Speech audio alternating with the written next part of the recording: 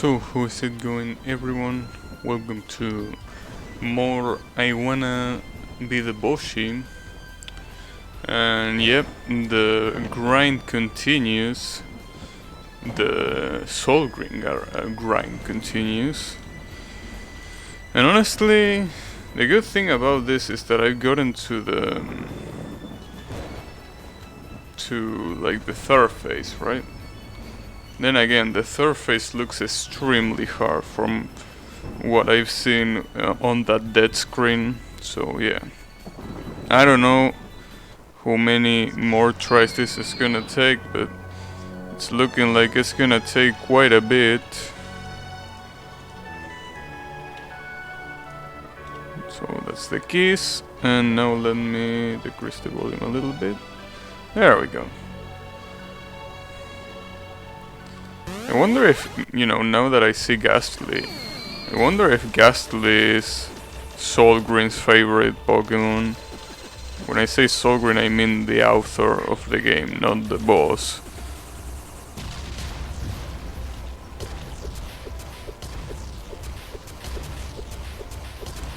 Yeah, basically this is gonna be a pretty long farm, pretty much. There's nothing that I would like to add. It's pretty much just grind this a lot until I eventually can do it. That's how it works. And I also, well, probably not now, but I should start thinking which next game to play, but yeah, I think it's still too early for that. Let's not forget that not only I have to beat this asshole, but also the Cheetah Man. So honestly, I don't feel like that's gonna happen in at least a lot of streams. So I think I have time to think about which other game I should play after this one.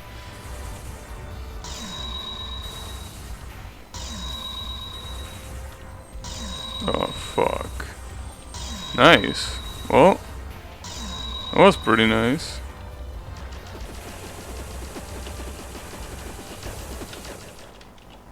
Nice.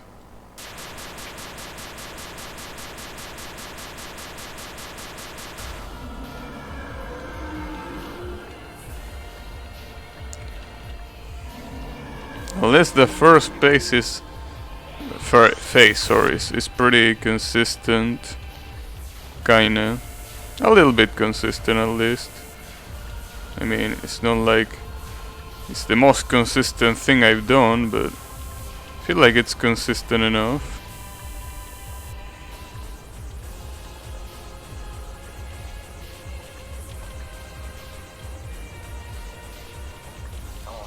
Fuck. I think that's the first time I died while doing that jump.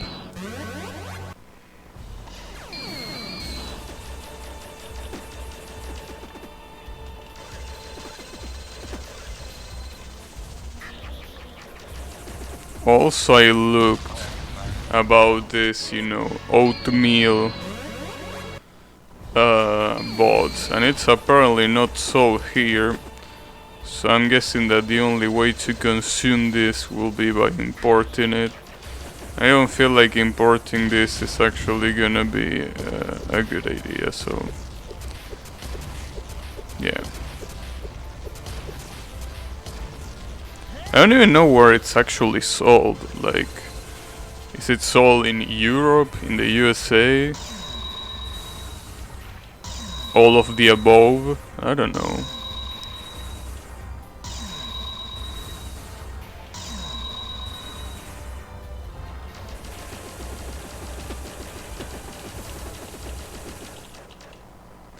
But yeah, at least, I'm getting kinda consistent on the first phase.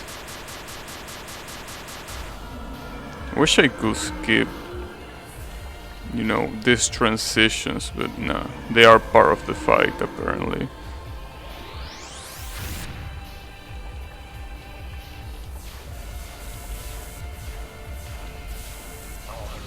Damn it. Sometimes I'm not really sure where to move and I just screw up.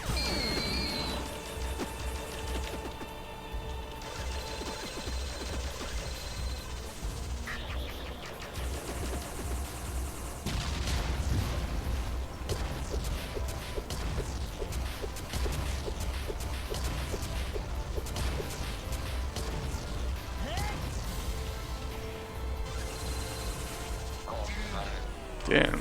I feel like the electric wall was still active there.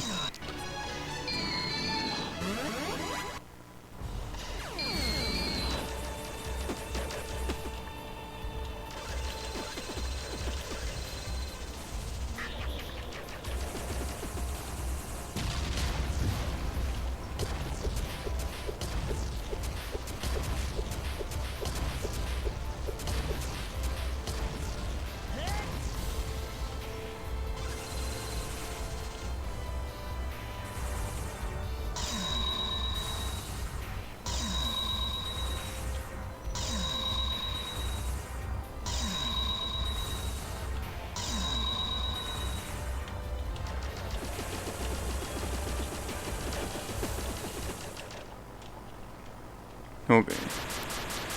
No, actually you cannot skip it. Like I'm trying to press the S key, which is normally what you use to skip intros, but it doesn't work. So I guess you gotta eat it every time. Well, I mean, it could be worse. At least it's not that long.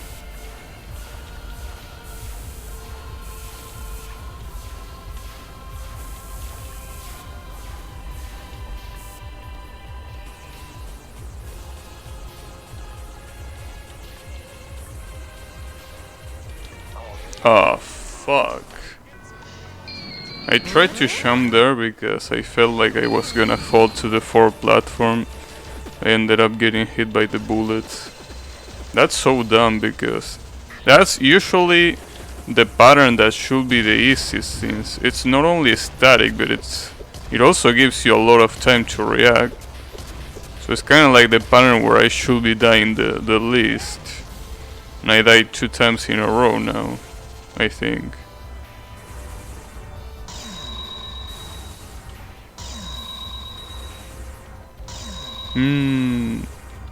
Fuck. Yeah.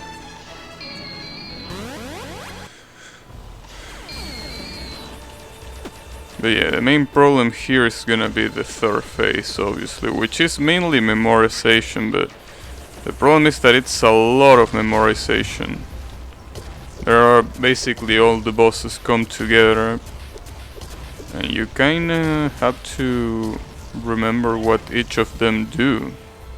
And you only have 5 platforms to move on, so 5 tiny platforms, by the way, so well, at least I guess since you only have 5 platforms, your options of movement are greatly reduced, which means that there aren't really many ways of doing it, and that means that you probably don't need to analyze it that much to understand what to do, but it's still gonna be a pain to try to remember each attack in the order that it comes.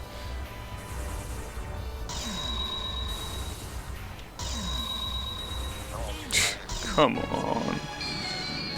I wonder, sometimes I wonder if some choices for like bosses or maybe some levels were made by accident, by laziness, or they were actually on purpose. So for example, the fact that the boss can spawn at the very center of the platform on that RNG pattern, right? And basically make you die almost always because it's insanely hard, if not impossible, to dodge sometimes. Not there though, when it's right in the center, I mean. Like, was that intentional or was just an oversight, I mean. Like, sometimes I really wonder, especially because we're talking about this game, right? We're talking about a game that loves to fuck you up, so sometimes those kind of things feel intentional, and some other times you kinda ask yourself, like, is this really intentional? Or this was just, the creator being lazy or not really noticing that could be... that could, like, do that. I don't know. Hey, Yukari, how is it going? You're not surprised? About what? About that pattern? Well, I guess at this point I shouldn't be surprised, but sometimes some patterns kinda look unintentional. And I feel like that RNG one is one of them. But then again, it might be just the creator trying to fuck you up. Oh, about you not being finished with that boss? Oh, of course, you're not surprised. I mean, again, I already say this, but this boss is gonna take me probably, you know, at least 4 more streams to beat. Like, it's really gonna take a long time. Which is the reason why the title of the stream is the Soul Green Grind. Because this is like a grind. Like imagine if you are playing an MMORPG, right? In an MMORPG, if you want to level up, you have to do the same shit all over and over again until you eventually get the level you want to get. Here it's not about levels, but it's about getting enough practice to be able to defeat the boss. And that obviously includes repeating the fight over and over again. So it's definitely a grind, and it's a pretty long grind too. It's definitely a pretty long grind. But that's fine. I mean, after I'm done with this boss, there's actually gonna be another one that might take even longer than this one, but that's fine. I mean, yeah, that might not have been the best motivational reason, but yeah.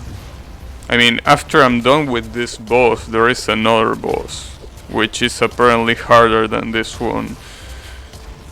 And that will be the end of the game, right? If I actually beat those 2 bosses, like this and the other one, that will basically be me done with the game. But for that to happen, it will be a couple of streams, right? I don't know how many streams, but it's definitely not gonna be just a few.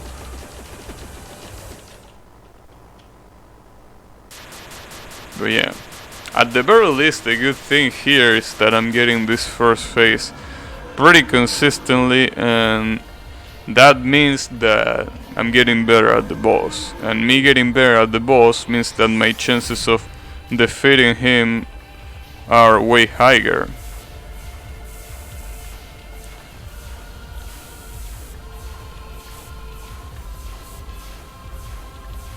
Fucker, I double jumped too early there.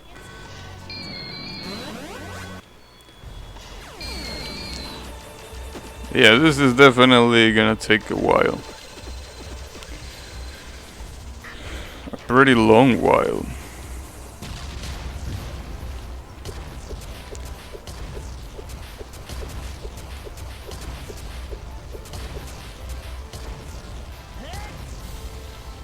And to think that this shithead of Supersonic is actually gonna come back later again. Like, it's not enough for him to just like have a boss fight for him, but he also has to come on the final boss not once but twice. Like, holy shit, Supersonic really wants to piss you off in this game. Although then again, at least it's Supersonic, which is a pretty cool character, and not some other asshole that I don't like. So yeah, at least, you know, it's fine. Also, apparently, the spider also appears in the third phase. Cause I haven't seen her, but it seems that it appears because I heard that Godzilla sound that she does. So it feels like it might appear. And if that's the case, yeah, it's gonna be a pain in the ass. At least, you know, every boss appears only for 1 or 2 attacks on that last phase. Which basically means that, you know, doesn't really matter that much. you only need to dodge like 1 or 2 attacks of them and not the whole shit again. Hey, can you imagine that? A boss rush in order to defeat the final boss. That will be pretty mean, and I'm pretty sure a lot of games also did that. But, well, I mean, you can kinda say that Mega Man does that in every game, right? Although it's not really part of the final boss fight, it's kinda like a level before the final boss. So, in that regard, it's a little bit more fair, but can you imagine having an actual boss rush in the actual final boss? I feel like that will be too much. And I'm afraid that, again, there might be a lot of fan-made games that actually do that. So, yeah.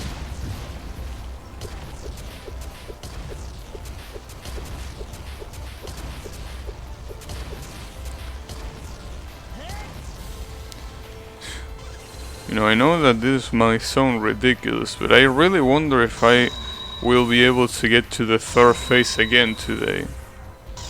That's... well, I mean, it shouldn't be a problem, but... and when I say get, I mean just be there, even if it's only for a couple seconds. And it's looking pretty hard, that's the problem. Like, it seems that I'm dying on phase 2 a lot. Well, especially because these green balls that he shoots here are pretty RNG. Like, they seem to be pretty RNG.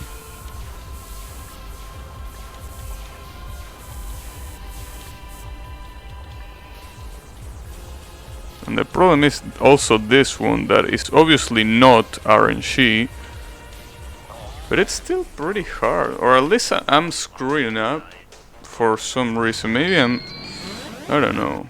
I didn't have problems with that pattern before. I don't know why I'm having problems now.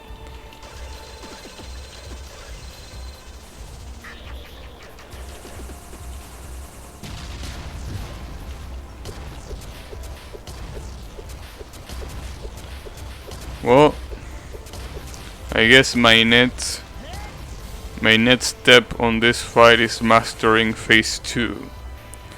Obviously, right? But that might take a little while to do.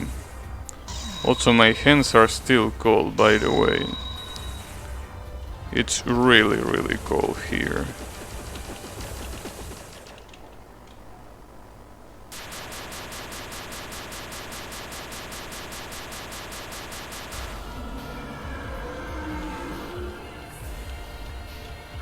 I really want to know where this song is from. Like, it sounds like something out of Devil May Cry, but I don't think it is.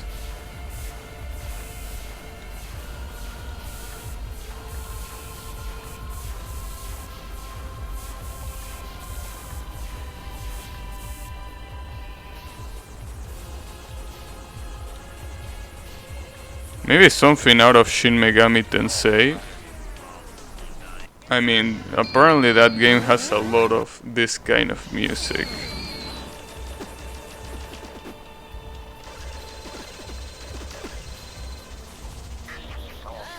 Oh, are you serious?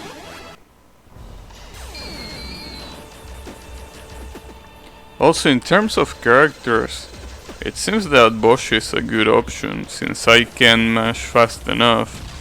Sagat is not really an option to speed kill this first phase. And even if it was an option to speed kill this first phase, doing the rest of the phases with Sagat would probably be a pretty bad idea. So yeah, that's pretty much it.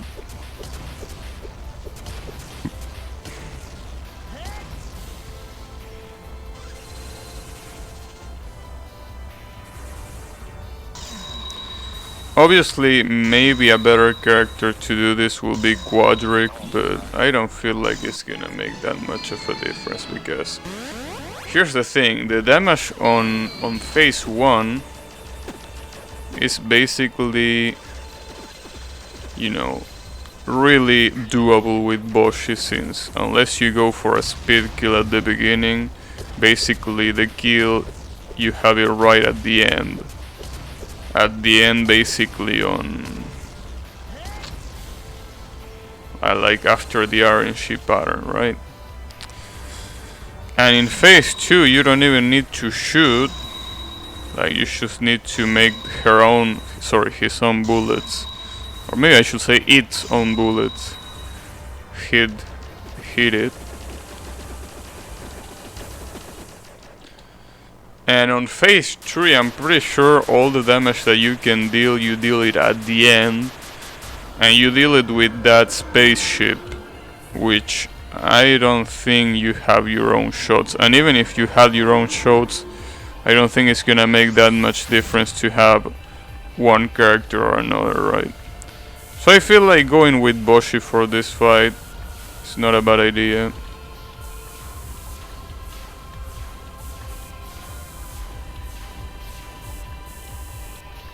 Okay, that was a lot of damage, but can I beat this goddamn pattern? That will be pretty amazing, to say the least. There we go.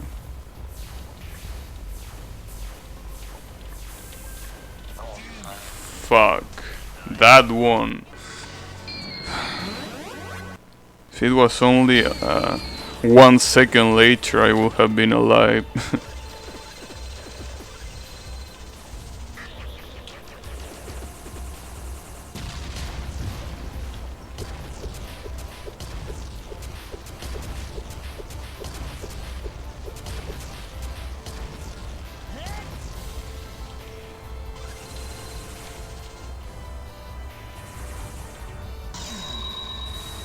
You know, I've been thinking about Dhalsim, right? In the game, you know, that attack on the Ryu fight where you have to spam like crazy. I wonder if by that point in the game you could have Ghastly, how good it would have been to defeat that pattern. Like, will have it been enough to you know, defeat Dhalsim without the double damage glitch, or will I still need the double damage glitch? I guess not, because Ghastly really helps, even if it doesn't look like he does shit. He really makes a difference when it comes to damage. Might not be, you know, the biggest difference, but it's a pretty big difference. Of course, that would have been the only thing that would have helped that attack, since Ghastly is the only thing in the game, as far as I know, that increases your DPS, right?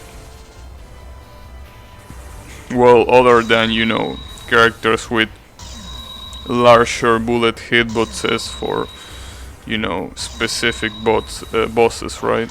Damn it, I double jump, and I didn't need to double jump, I thought I needed.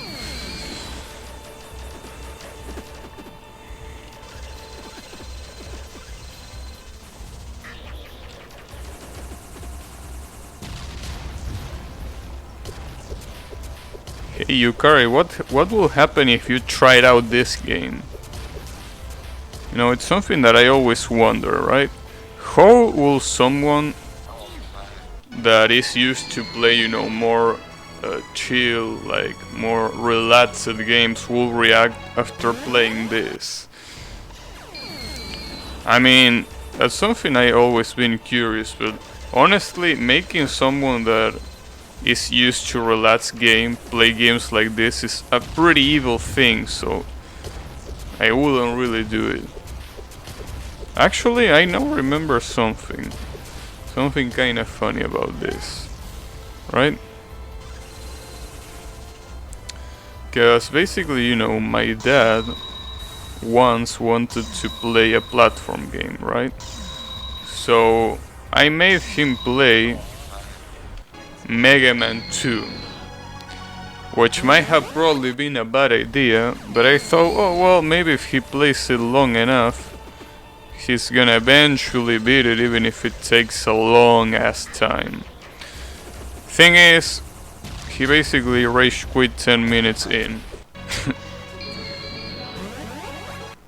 And you can tell that, I mean, he couldn't even get past the first round.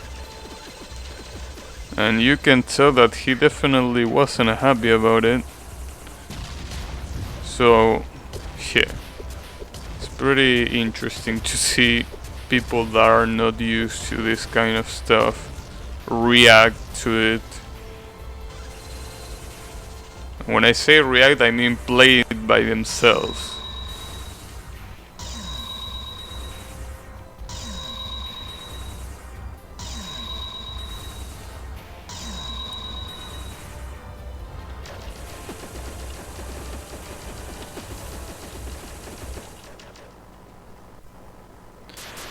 But yeah,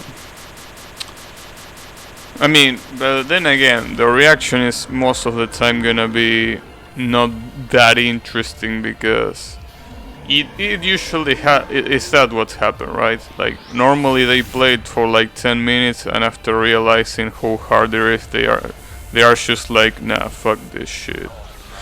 I'd rather watch TV or, you know, play, I don't know, The Sims 4 or some shit like that. And that's fine. It's just that I wish I had a better ability to get people into hard games. But I definitely do not have that ability. I mean, I try to get a lot of people into Touhou, right? And even if Touhou is obviously a hard game, it's obviously not as hard as something like this. And even then, I still wasn't successful. So, yeah. I honestly don't know how to get people into hard games. It's a shame, because, you know, sometimes you just wanna have someone to share, you know, your experiences with these hard games.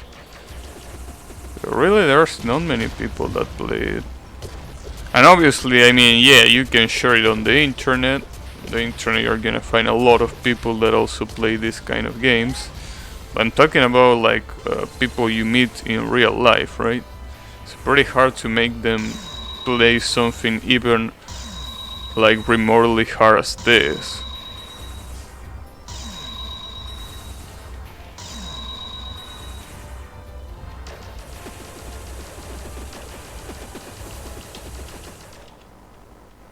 Which is why I really admire Mr. Aldo. Are you still there, Mr. Aldo?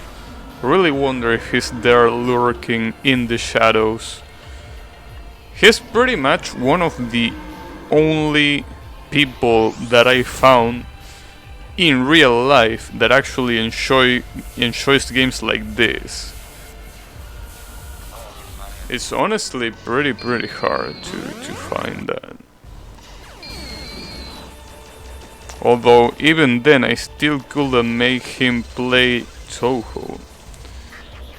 Basically wasn't successful with that with anyone. Nobody gives a shit about Touhou around where I live, right?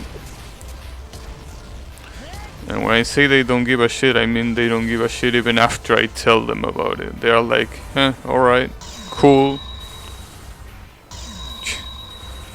But then again, it's fine. I mean, it's the expected reaction.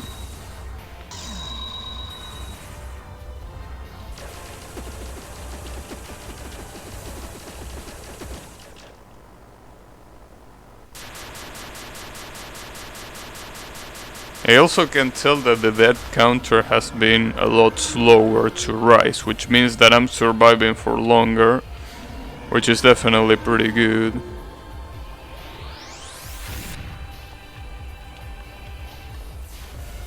I really don't like those fireballs that spawn right next to the platforms, like holy shit. When I say right next to them, I mean right in the middle of them, which most of the time they do. It's pretty, you know, fucked up.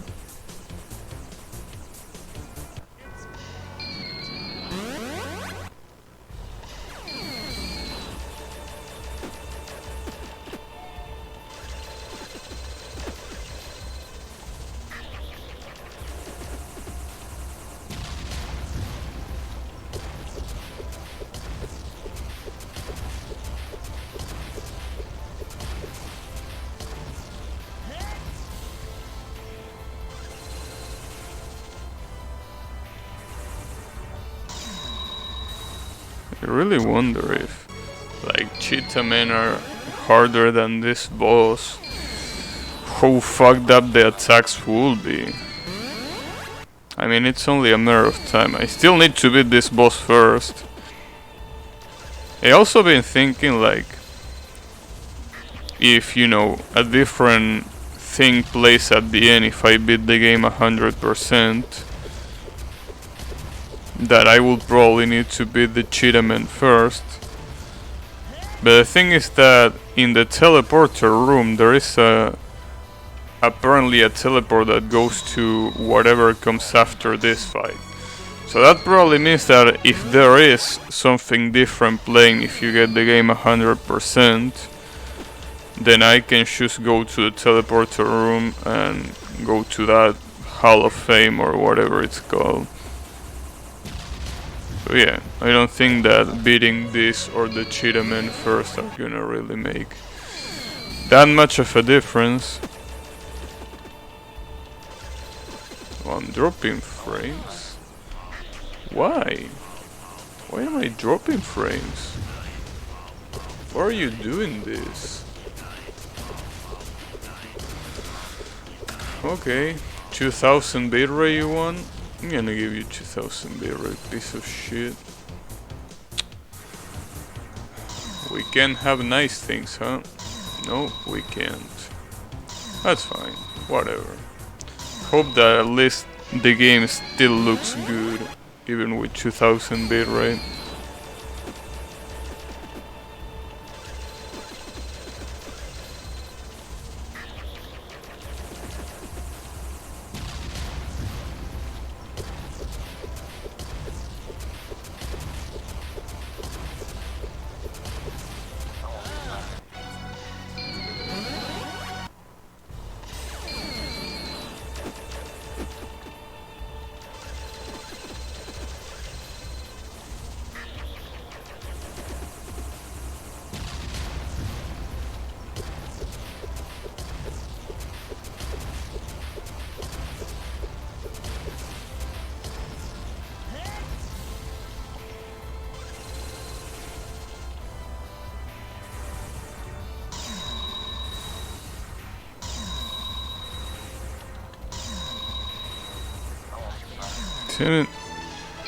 Screen shake really fucks you up on that section.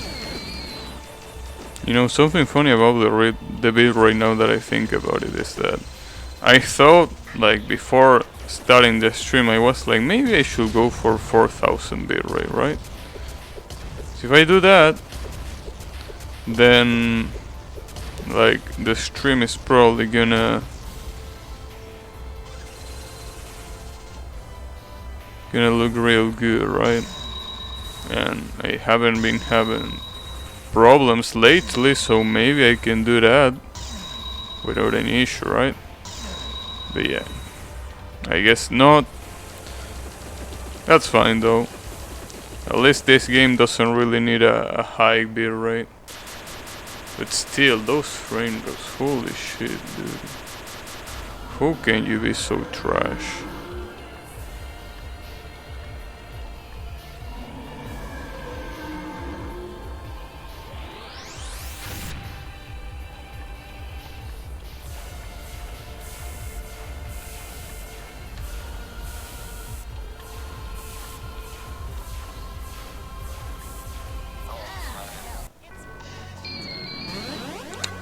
You know, I think I'm gonna call my ISP tomorrow.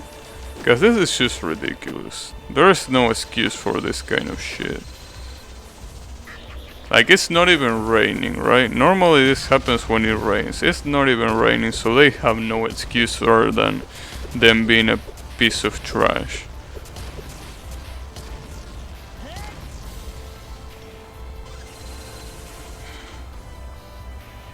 I know that talking shit about the ISP at this point is kinda like beating a dead horse, but it's hard not to when I see this kind of shit.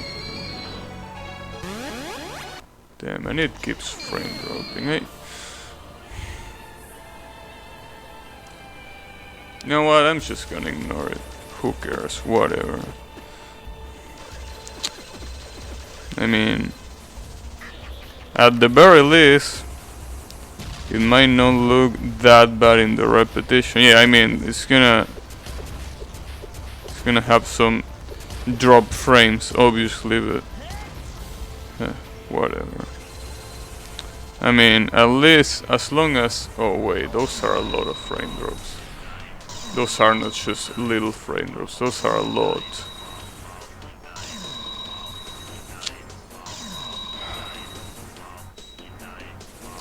Let's see, is there any other process using internet? Probably not, right? Oh yeah, that's right, this shit takes a long time to... No, of course there's no other process using this. Well, color me surprised, right?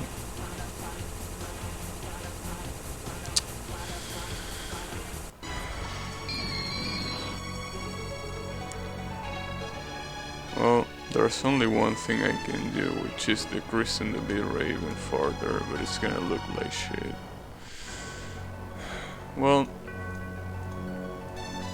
that's as far as I'm gonna decrease it though. Any more than that and it's just gonna look like complete trash.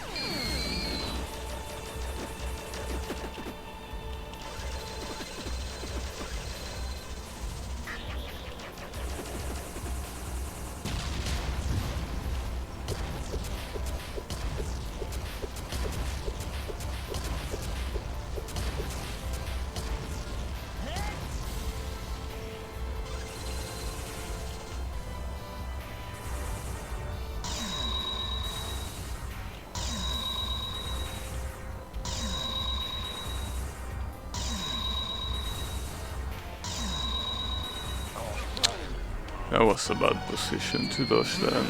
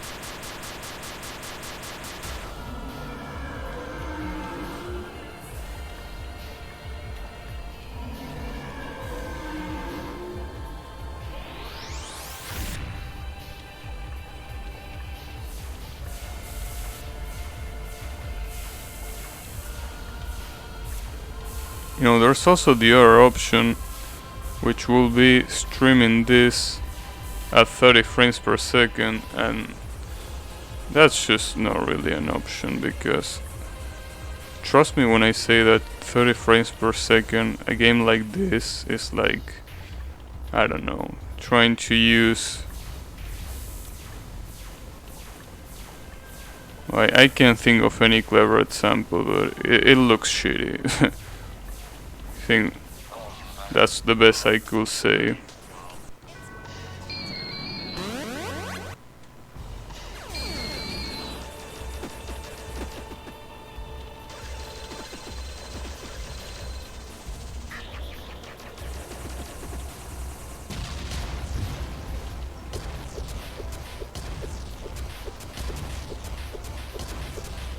So I noticed something pretty funny here, which apparently is that those like bounces on those drops that the bots does are actually RNG in terms of like the height that they bounce to. Like sometimes they bounce just a little bit and some other times they bounce really high. So it's basically a matter of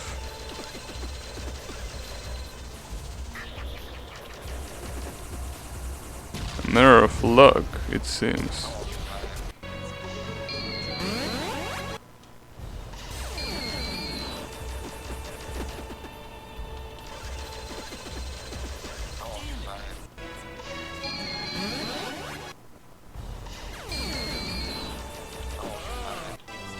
Come on. Also, I gotta say that this first attack is a pretty good intimidating attack for anyone that just, you know, starts with this boss, right? It's pretty good for that.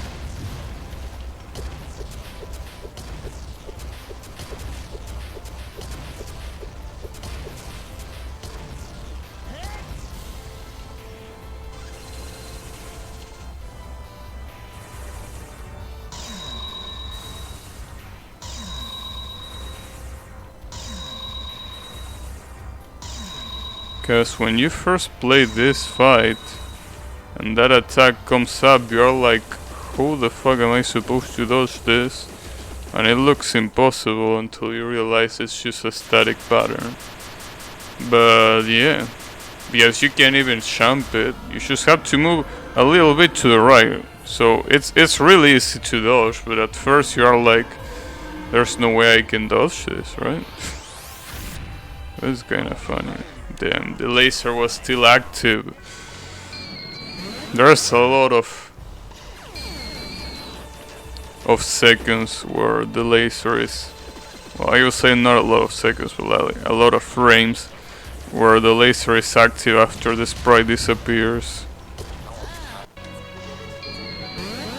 Probably, you know, a lot more than I feel that they should, but that's fine.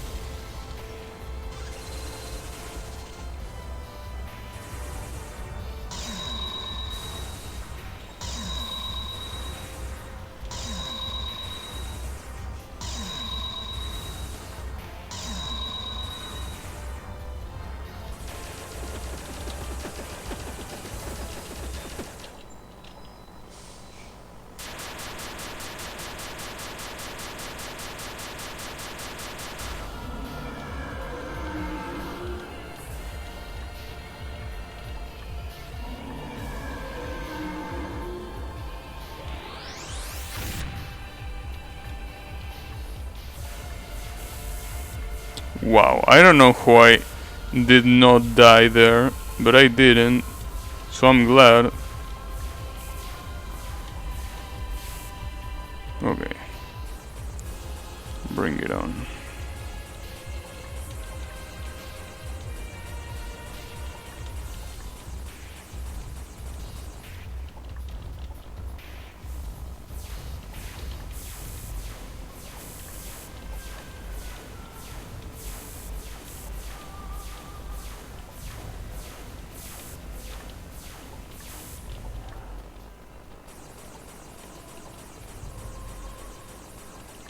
I thought the music died, but it was just like a calm part.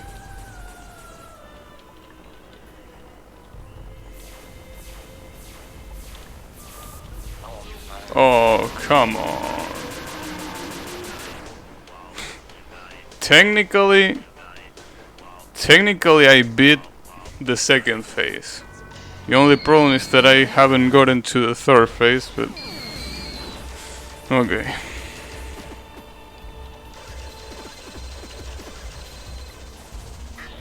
At least I'm doing a little bit better in that regard.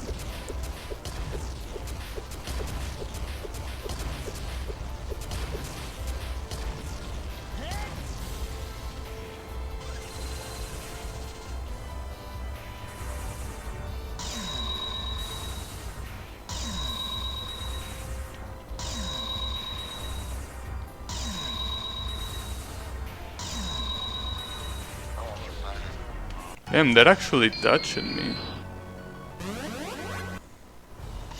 You have to remember that the hitboxes are pretty big.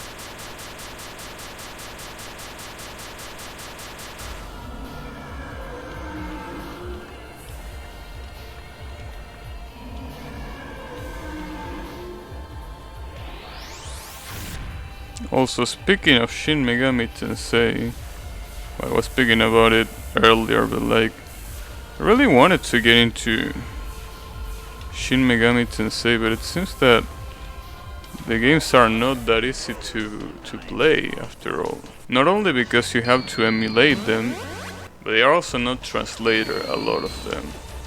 Especially the older ones. And it seems like I mean, it's not a bad game, but it just feels like it's like really RPG with a story that I probably won't care about. So sometimes I feel like even if I could play them, it probably wouldn't be a good idea. The problem is that Shin Megami Tensei apparently, just like Shosho, has inspired a lot of shit. Although then again, when it comes to Japanese media, they love to use pretty cliche stuff, especially from their mythology. Like mythical creatures, gods, and all that shit. They love to use that. And when I say use, I mean overuse. So yeah.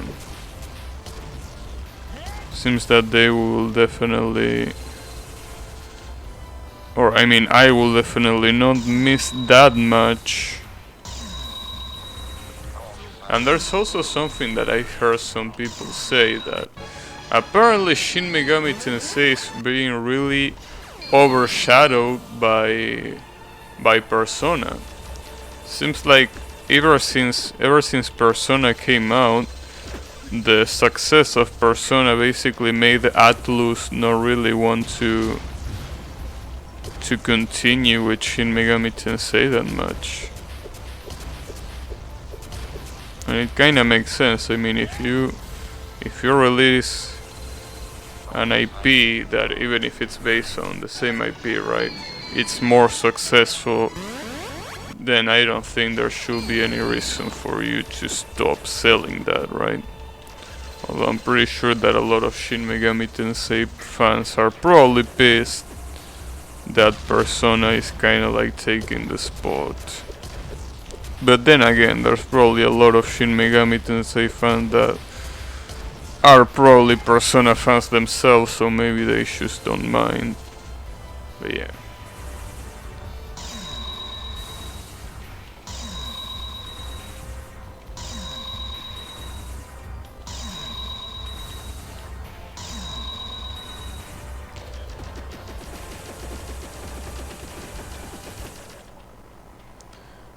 But yeah.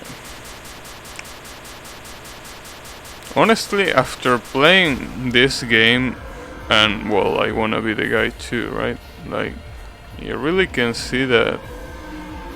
I really can see how much I like the platforming genre. So, honestly, playing an RPG after this just doesn't feel like something that I will do. I mean, obviously, if I can actually beat this game, the next thing that I will probably play are more fun games. So, yeah.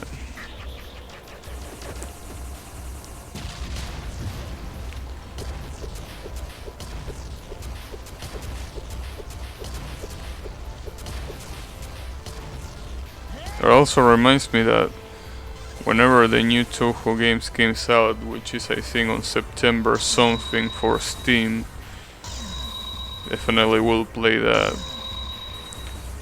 Sadly, I basically will have to play it 1 month later than those who get the Rate Taisai version, but I mean, that's fine. Sorry, not the Rate Taisai, the Comic Kit. I forgot that a lot of the Toho games just get sold at the Comic Kit. Actually, has there been a main Toho game that has been released at Rate Taisai? I know some of the spin-off have probably been released at Rate Taisai, but I think most of the main games just have been released at Comic Kit.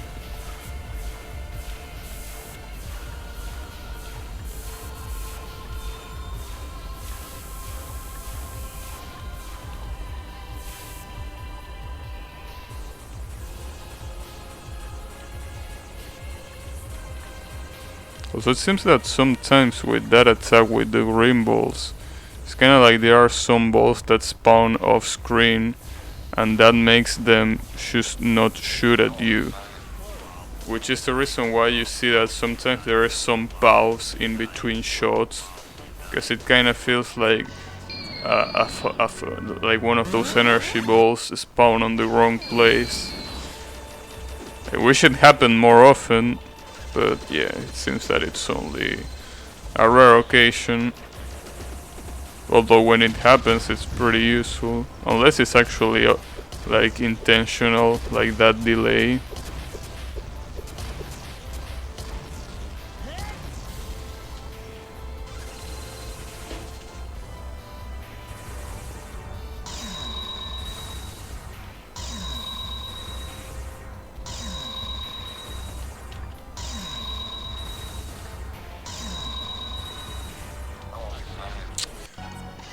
Really?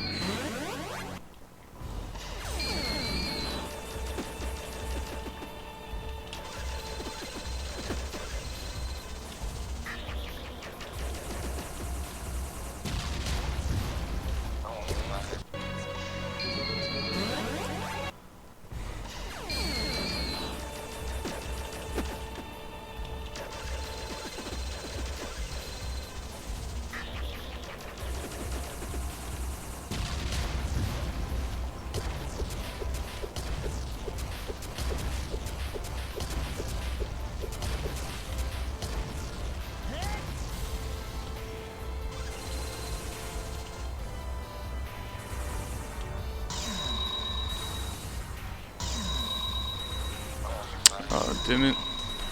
I always miscalculate them when the boss attacks from so close. Also, I'm kinda worried that almost 1 hour of stream has passed and I still haven't gotten to the third phase. That's something that really worries me.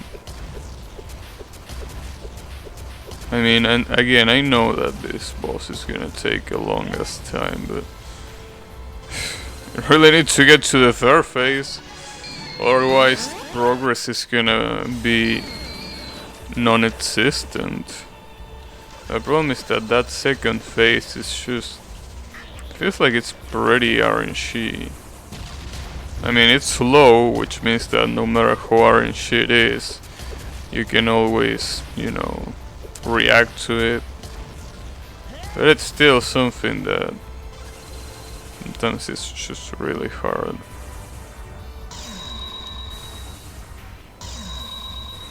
Oh, nice one.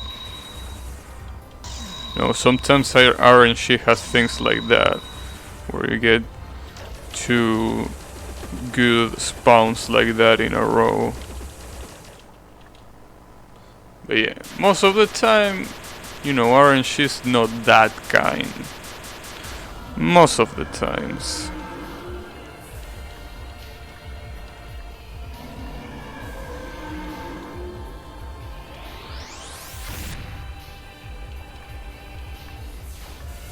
I also find the really cheap fire effects to be pretty funny.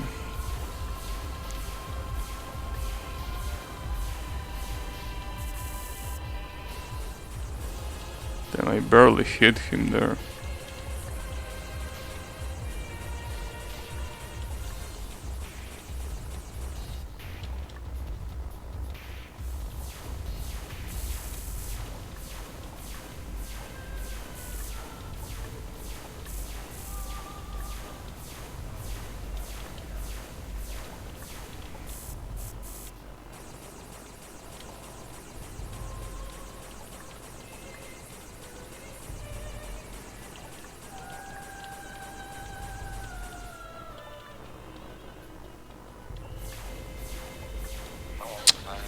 Fucker. Although a big thing that I still haven't resolved is whenever I beat the second phase and I go to the third phase, where should I jump into? Like, basically, the only time that I got to the third phase, I tried just jumping and I instantly died. And I don't know if I died because of the, like, I landed on the bottom of the screen and that instantly killed me, since, you know, that third phase has platforms instead, like pretty short platforms, so maybe I didn't land in any of them and I just died. Or if I actually died to the instant bullets that the boss fires. I'm not sure.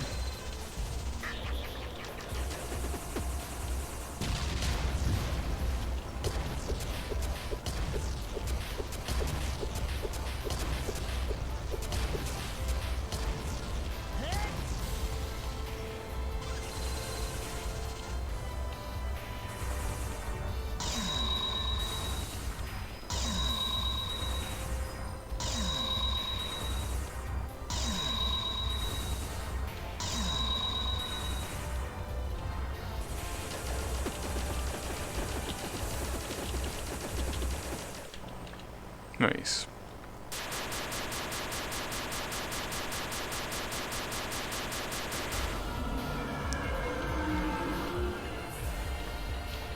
I wonder how long the first phase takes. Maybe 1 minute? Maybe 2? I don't think it takes 2, but it might take 2.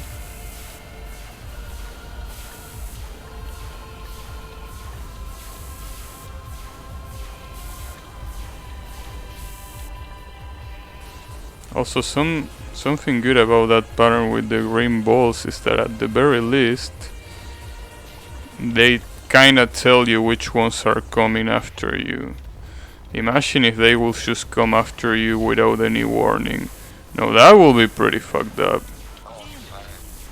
I still died, but you know, it will be even worse if they just aim at you without even telling you which one is the one doing it. Because at that point you will pretty much be playing the lottery. Mostly because of the one that spawned right at the center, right? The ones that spawn at the sides are highly reactable, but those at the center are a problem oftentimes.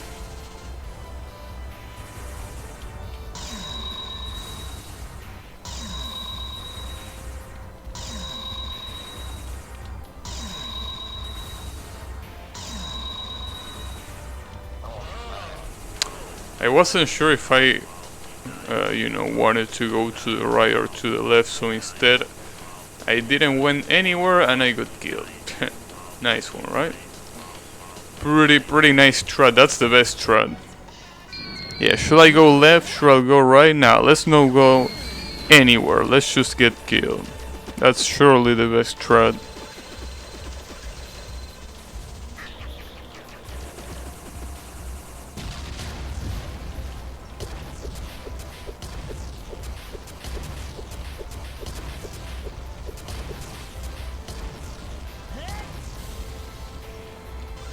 But really, I just want to get into the third phase again. Even if I get killed at the very beginning, right? That's not important. I just want to at least see it again. Because a pretty big part of that phase is actually memorizing every single attack. So obviously, even if it's not really the same thing as playing it, at the very least you can kinda see what you should try and what you shouldn't try.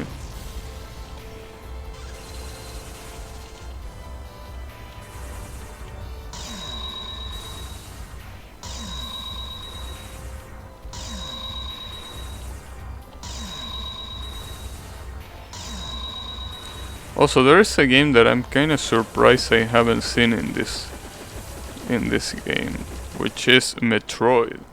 Honestly, I don't really care because I never play Metroid. But it's weird. Normally, it's a game that you usually put in the same, you know, spot as Mario, Sonic, you know, Pokemon. It seems this game didn't prefer that. Even Castlevania is here, which is also the reason why I'm kinda surprised. Like, But yeah, whatever. It's just Metroid after all. Wish it was winter. Well, I wish it wasn't here, because basically today the temperature reached, I think, 0 degrees Celsius, obviously, but that's really cold. I mean, that's literally the freezing point of water, so you can tell that it's pretty cold.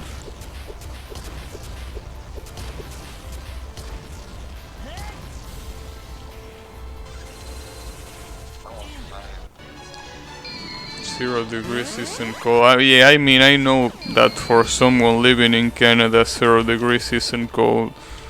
But for someone that lives here, that's definitely pretty cold.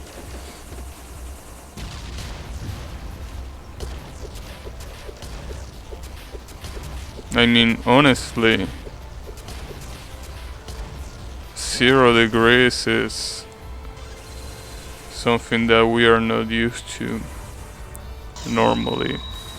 I mean, winter usually gets to 3 degrees, right? Or something like that. 0 degrees is something that doesn't happen usually. I mean, it still happened before, right? But it's not something that is pretty usual. I'm used to -30, -40. Yeah, I'm pretty sure that if that happened here, like if all of the sudden there were -30 and -40 degrees around here, half the people will just die of hypothermia.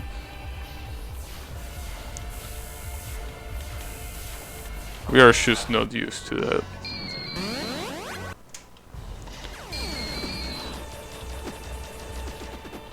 And there's also the fact, let's not forget that countries like the one I'm in have a lot of hobos, right? So I'm pretty sure that all of them, without exception, will immediately die if that was the case.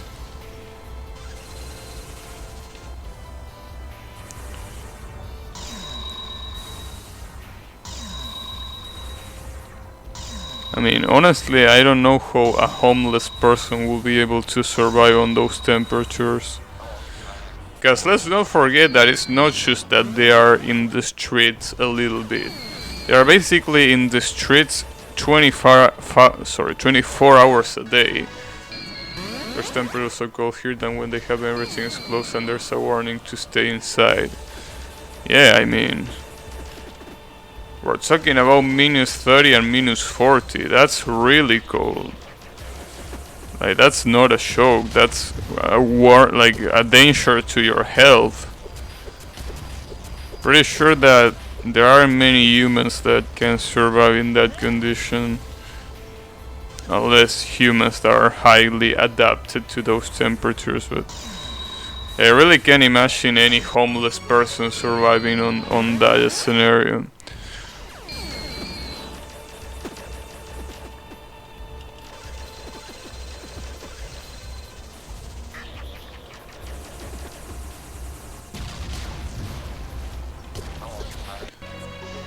But then again, sadly homeless people had to go through a lot of shit.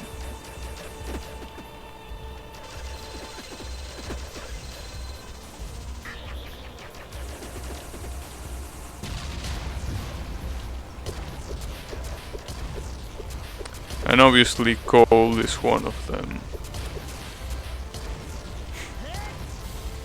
I mean, if it wasn't for the temperature, being homeless, maybe,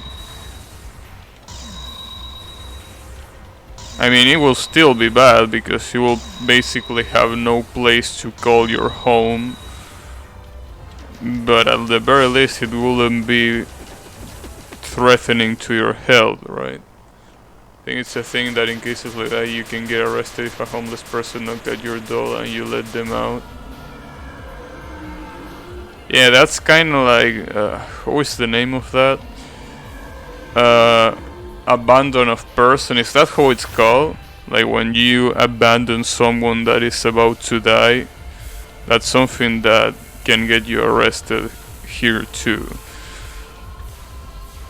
Like, let's say that someone is dying on the floor in the streets and you don't do shit to help them, you can get arrested for that.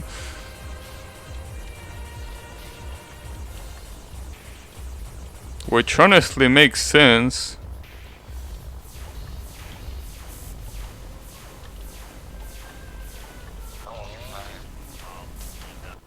But yeah, basically abandoning someone that is in danger of death is a crime. Then again, sometimes it's really hard to prove, so you will be most likely fine in most cases. But yeah, although I honestly I really wonder if sometimes that happens. I don't think there's any way I could help unless I try to yell and make other people help, because I have no cell phone, so I wouldn't be able to call emergencies. I have no strength, so I wouldn't be able to carry their bodies. And basically I don't know any first aid technique, so I wouldn't be able to help there either. So honestly, even if I had a situation like that, I don't think I will be even helpful in the first place.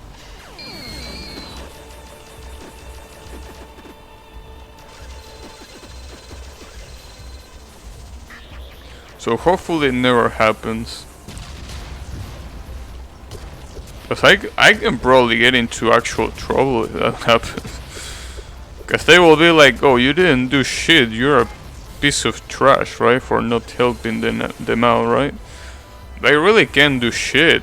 Like, it's not like I don't want to be helpful, it's that I can't be helpful.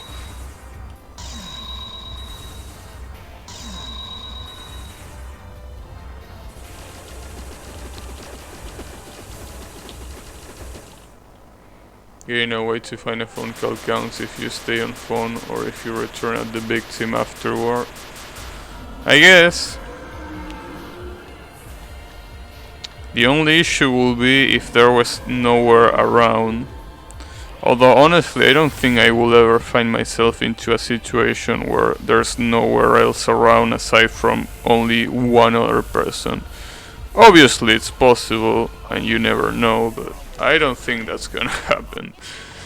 Like being alone with only one other person in the middle of the street, yeah, I don't think that's gonna happen. And it's even less probable that they are strangers, so yeah. I think the only way something like that could happen is if I went into a vacation and I went into a long beach walk and someone like in the beach was right there, you know, dying. I guess that will be the only where I could be in the middle of nowhere when I am the only person, no one else around, and with a complete stranger. And at that point it's even worse, because imagine being in the middle of the beach. Like, what can you do if you don't have a cell phone? Or are you gonna scream to the fishes? I don't think they will help. I mean, even if you had a cell phone, sometimes you don't even get any signals there, right? So you can even use your phone sometimes. That will be a pretty bad situation, because you will feel like shit for not doing anything, but it's not like you can do much. And unless you want to carry that person, whoever like knows how many kilometers to the city or whatever, you know, place you can carry them, it's really gonna be hard. Will be even worse if that person is like a pretty muscular man, yeah, like good luck trying to carry them.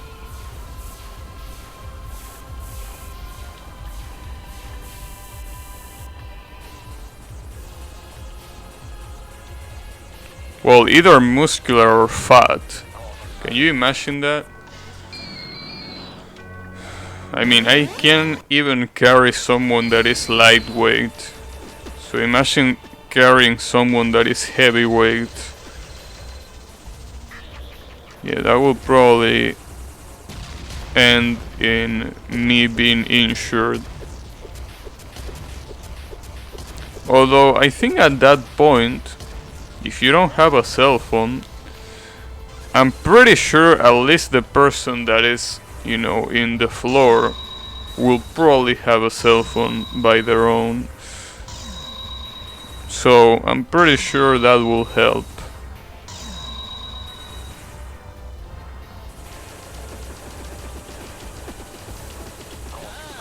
Wow.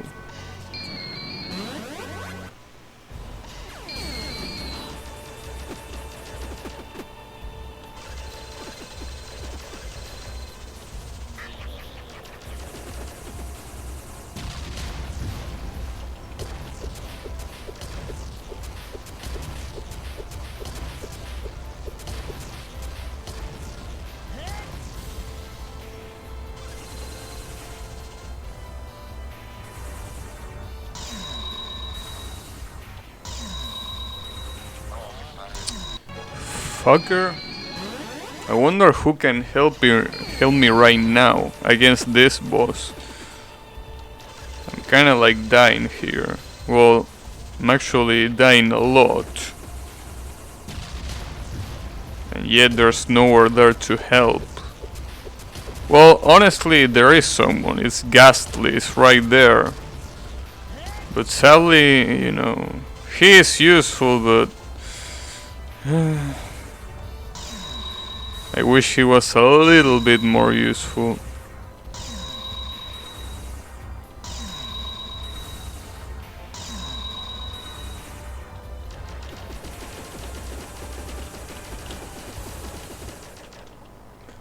Ooh, that's some text.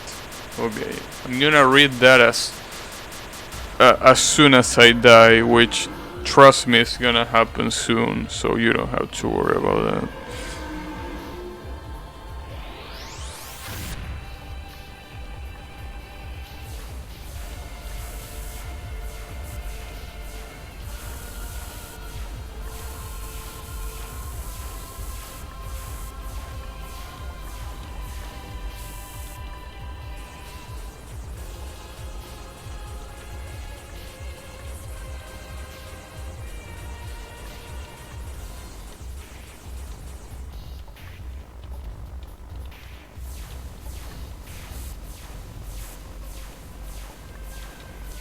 Fucker.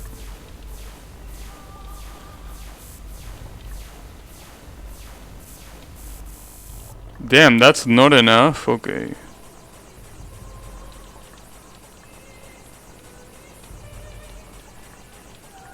That almost kills me, by the way.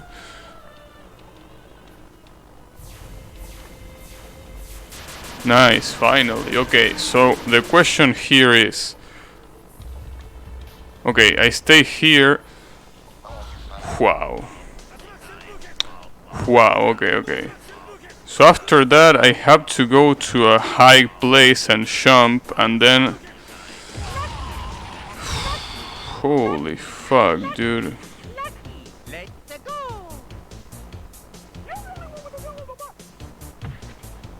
Trying to remember all this shit. And then he does Hydro Pump. Can you believe that shit? And he not only does Hydro Pump, but he does Hydro Pump while the shit spider is on you.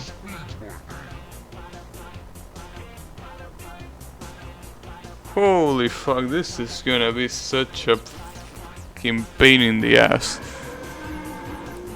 So you get into that, and then what? And then he does this pattern that, yeah, this snake kind of pattern. And then Now every time I see this pattern I get demoralized at all the shit that I have to go through. And then there's this. I mean, this one doesn't look too hard. Actually, never mind. It does look pretty hard. And then this is the last pattern.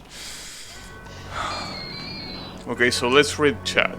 Recently, there have been an important accident in Quebec province at a seaside town.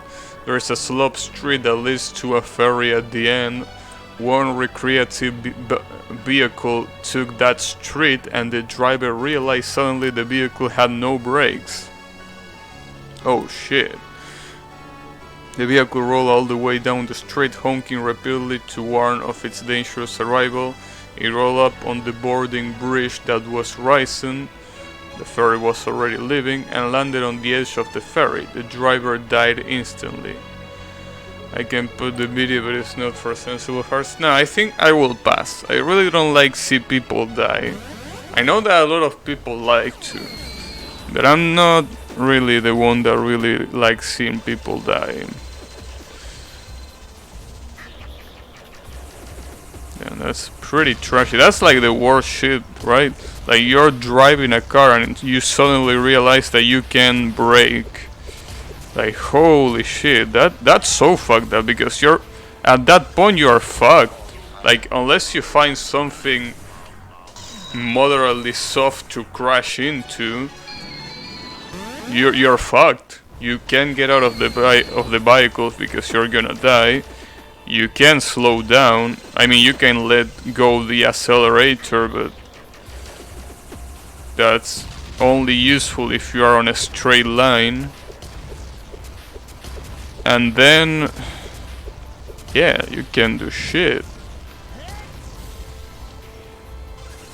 Well, then it's really... Well, I guess you could try to turn the vehicle. Like, turn the vehicle so much that it will eventually choose, you know, run in circles until it stops. But the problem is, in order to do that, you have to have enough space to do that. Which sometimes is not the case, especially if it happens on the street.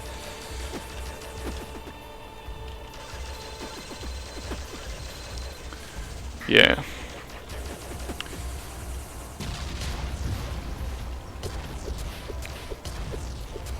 It's a pretty big problem. Car accidents are really a problem. I mean, aren't car accidents like one of the highest accident deaths that there are? Like one of the highest causes, I mean. Because obviously there's shit like domestic accidents and all that stuff. But I feel like, if I'm not mistaken, car accidents are the most numerous.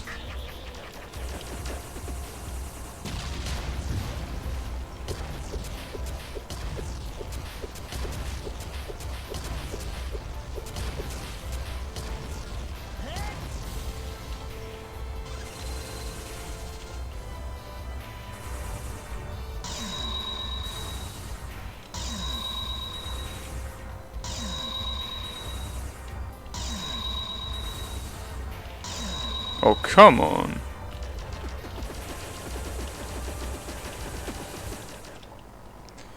Since he honked so madly, the people that were gathered at the place the vehicle landed on, the ferry had time to run away from the crash. I guess that's the positive thing.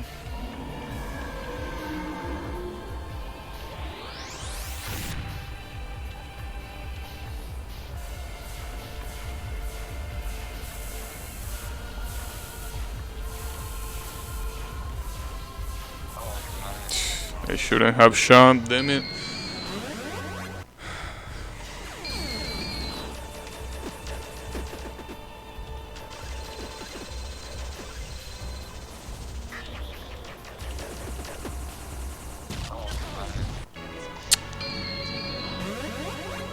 This is gonna be a pain in the ass. That's what this is gonna be, a big pain in the ass. And look at that beautiful number. We reach 900 deaths. Ain't that beautiful? Can we make it double? Yeah, we can probably make it double. And maybe we can even make it triple. Although I hope that that doesn't happen. But holy shit, it's looking like that's gonna be the result here.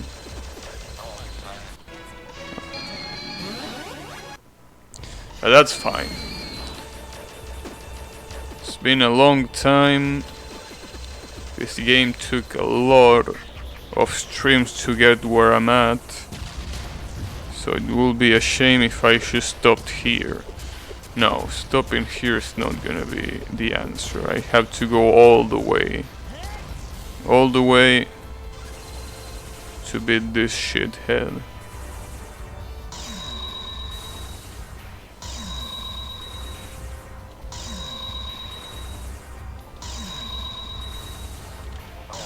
Oh, you fucker.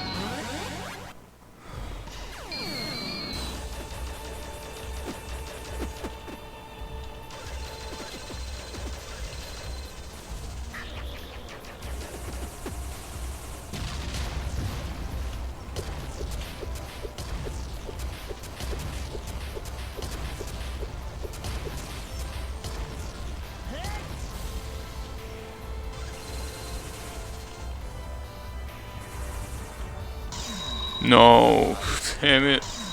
That's the worst part that you could have spawned on.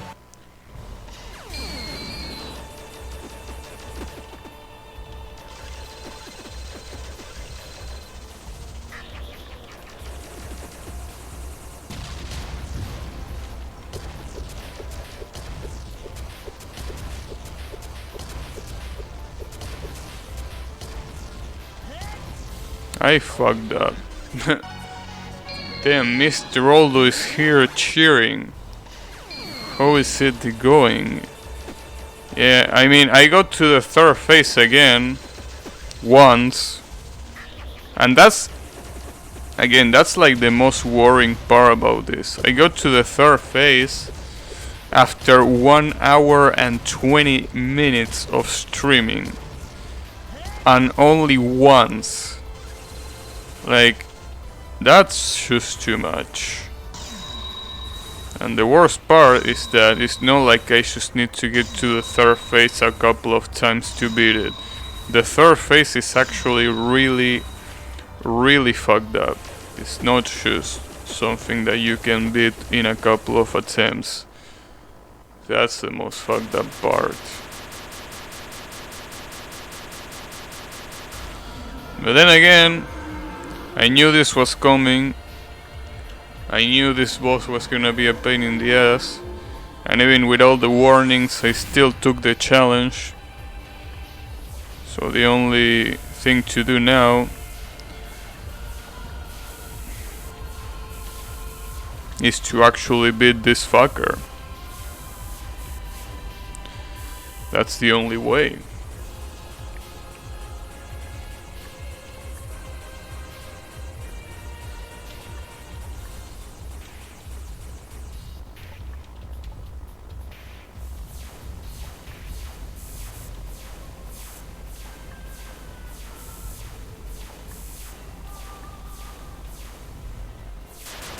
Okay. Well, make that 2 times. The 2 times. Fuck. You know, I thought that I was supposed to go left as soon as he did that. But I actually wasn't supposed to do that. I was supposed to wait until he reshoots.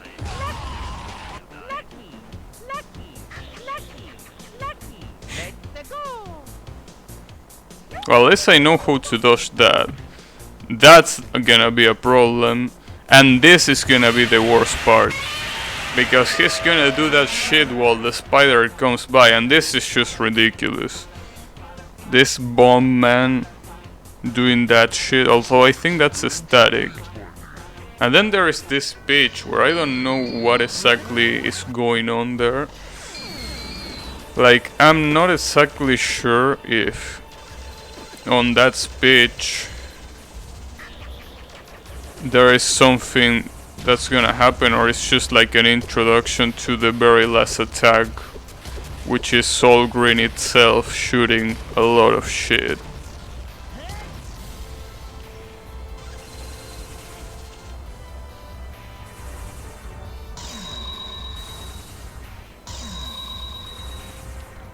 I think on that attack the things that are gonna take the most time are gonna be Missing No combined with the spider. I don't even know what the spider does yet, but probably nothing good. Wait, what am I doing? I forgot to shoot, I'm an idiot. I completely forgot to actually shoot.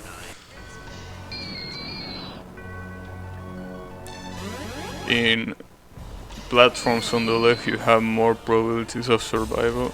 It depends on the attack. There are some attacks that you have to go to the left platforms, and there are some attacks that you have to stay on the center.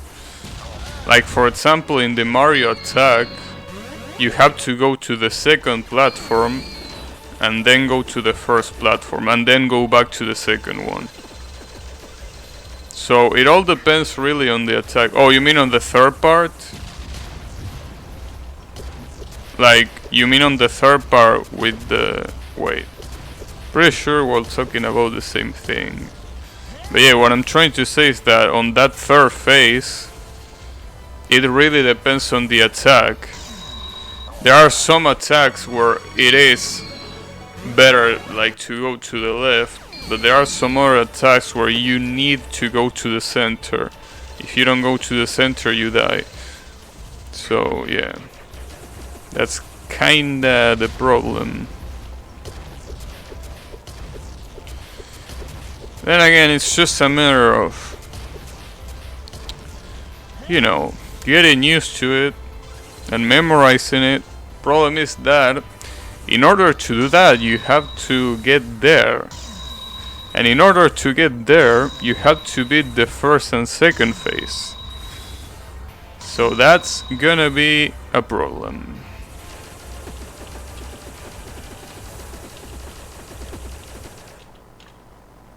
That's definitely gonna be a problem.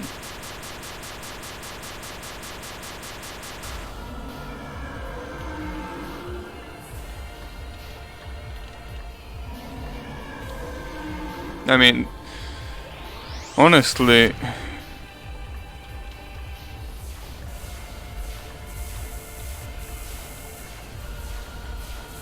it's just a matter of getting used to this attack. The problem is that it's pretty hard to get used to RNG attacks because no matter how many times you play them, every time you play them they are different, right? So it's not like there's enough getting used to that you can do. Differently from the first phase where you can actually get used to almost everything, because the only exception is that second to last pattern. But in the second phase, that pattern with the green energy balls is RNG. So yeah, every time you're there, something different is gonna await you. At least the second attack of that phase is static. So they at least had the decency of making that a static attack.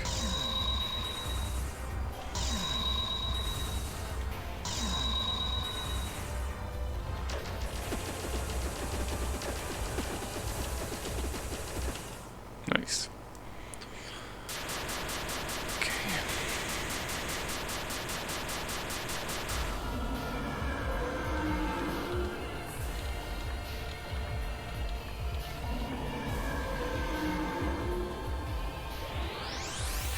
Damn, I thought I was gonna get killed there. Oh, that's a problem. Yeah. I saw that bullet on the bottom of the screen. I was like, that's gonna hit me, and yep, indeed it hit me. Hey AC Boshy, how is it going? You know, I'm right here getting killed a lot. But I think you already knew that, so those are really not news at all, but yeah.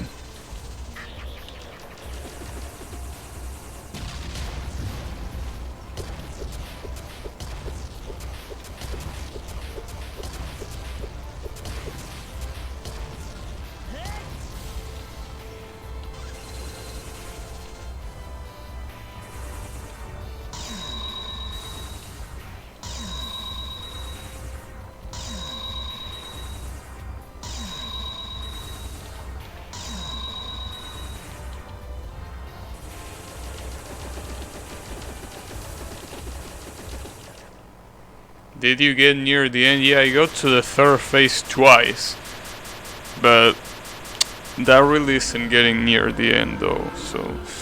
Because basically, those 2 times that I got to the third phase, I died almost instantly. So it's kinda like, yeah, technically I got there, but it was pretty much useless. Well, I wouldn't say it was useless, because I kinda learned how to actually dodge the first attack. Problem is that it only was the first attack.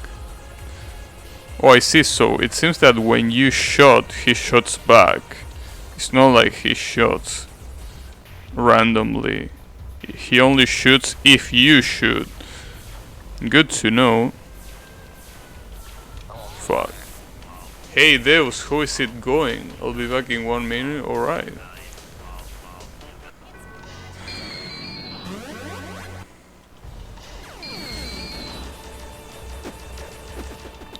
You know, the good thing about this battle, right, is that it obviously drains your life force, right? But what if you didn't have any life force in the first place, right? What if I'm literally a vampire? I don't think I need to worry about that.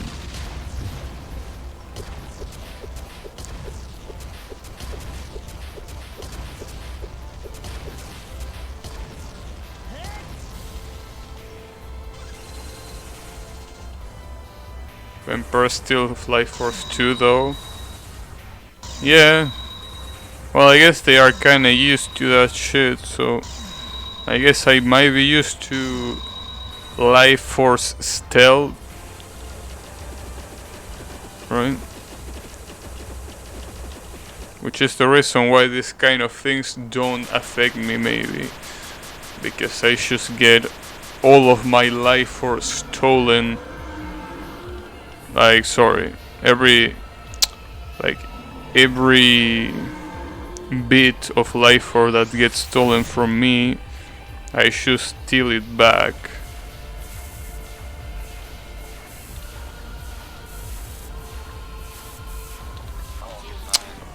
Fucker. So tired these days, I don't get why. I mean, aren't you doing some university stuff? I'm sleeping a lot though. Well, it could be lack of motivation. That's pretty easy to find. I mean, I'm honestly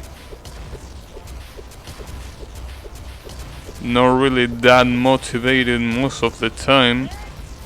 Unless I'm playing some of this shit, which apparently gets me really motivated. Because otherwise I wouldn't even be playing it in the first place, but yeah.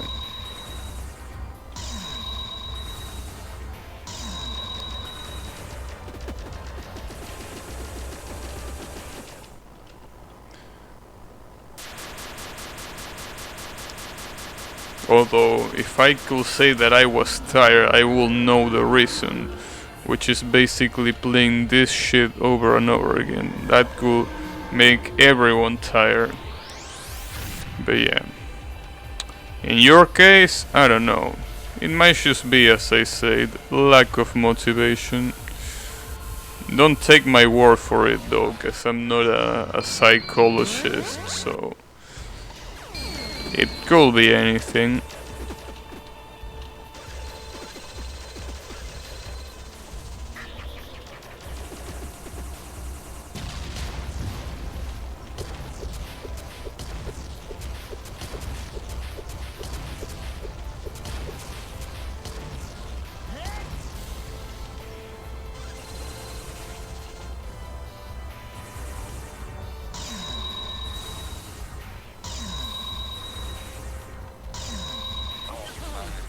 It's just the hit dude is killing. Oh, that's right. It's hot right there in the northern hemisphere. Right here I'm freezing. My hands are freezing. I can barely move my fingers to play the game. So yeah. I didn't thought about that because I sadly can't relate.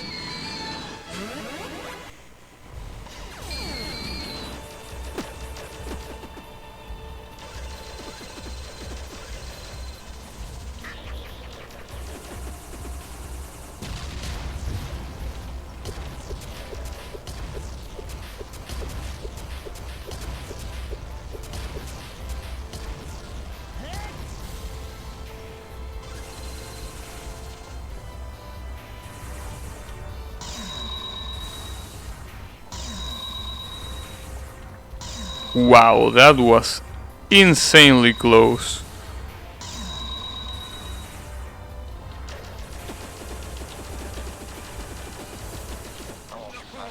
Oh, come on, dude. Why will you kill me there? I don't like to getting killed. Don't like getting killed there.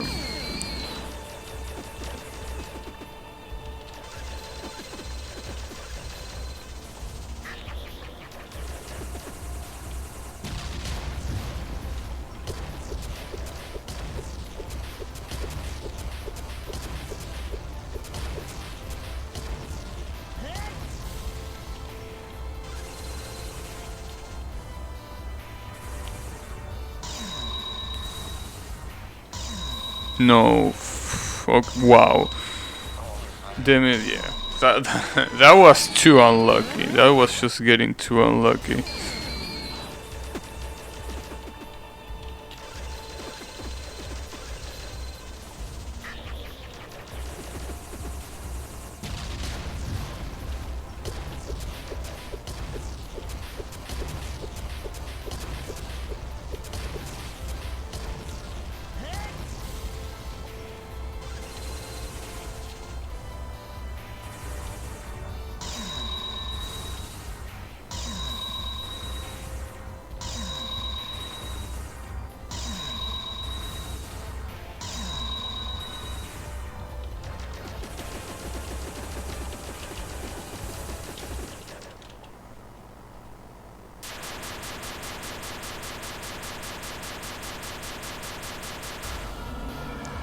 Okay.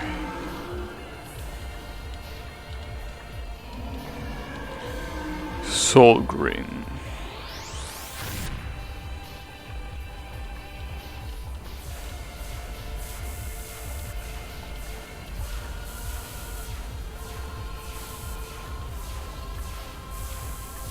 Oh, wow.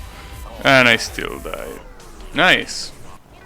That attack is gonna be a real problem here. I mean, every RNG attack is gonna be a problem. Thankfully, it seems that phase 3 only have real RNG attacks at the end. Seems like the beginning with all the other bosses, he doesn't really have any RNG, maybe except for the blood splat with Shansung.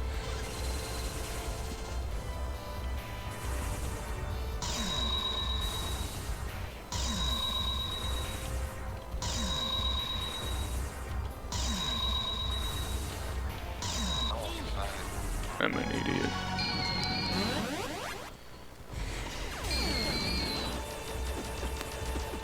Obviously, even if it doesn't have RNG, that obviously doesn't mean that it's gonna be easy. But at the very least, it's not gonna be as hard as that second phase with the green balls.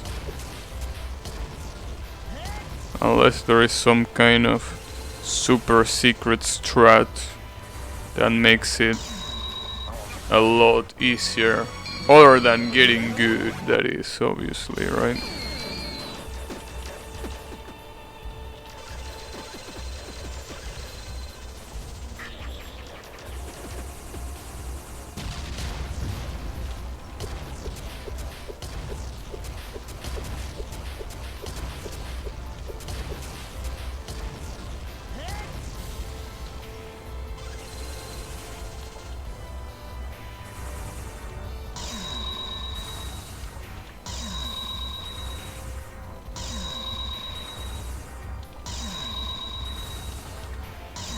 No, wow, are you serious? How unlucky do you have to be for that to happen?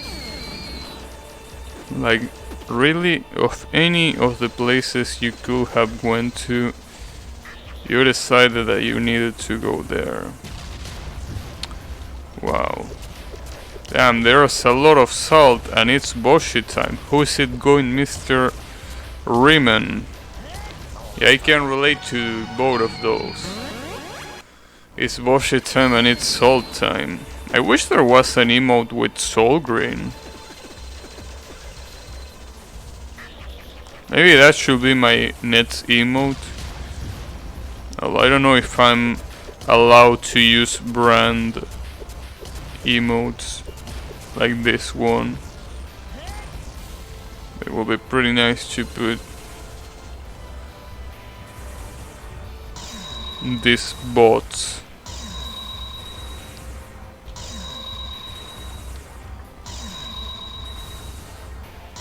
No. Nice.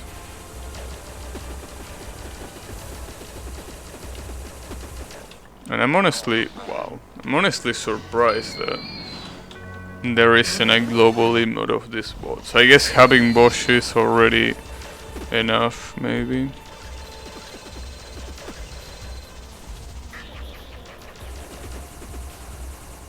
Unless there's like a BTTV emote of this or some shit. Or maybe some Franker face seed. I don't know.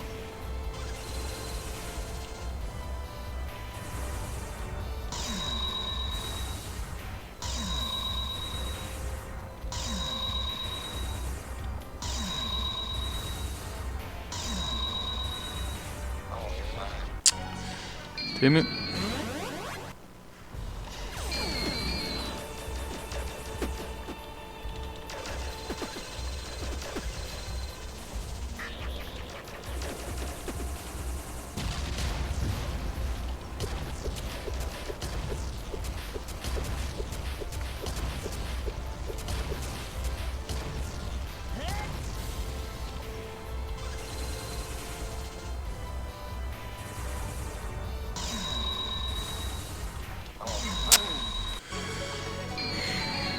Okay.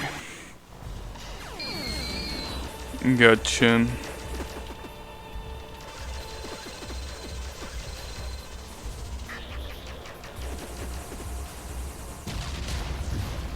Also, I think it might be a good idea to increase the bitrate, cause I haven't been having problem with frame drops, and I don't wanna test my luck, but it seems that it's come back to almost normal, so maybe I can increase it so it looks a little bit better.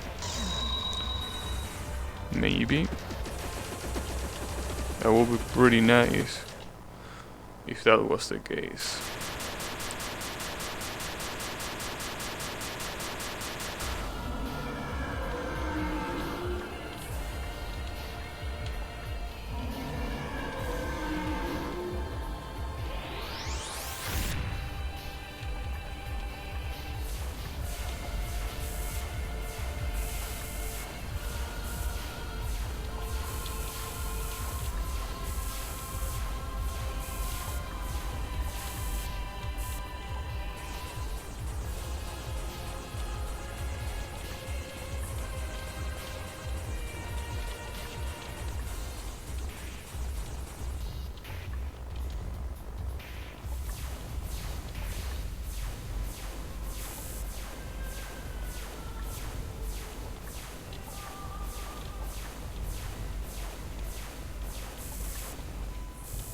Okay, well at least that's some decent damage.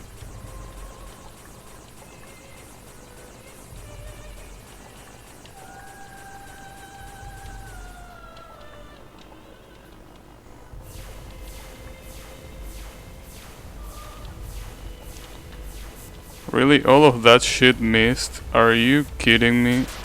There we go.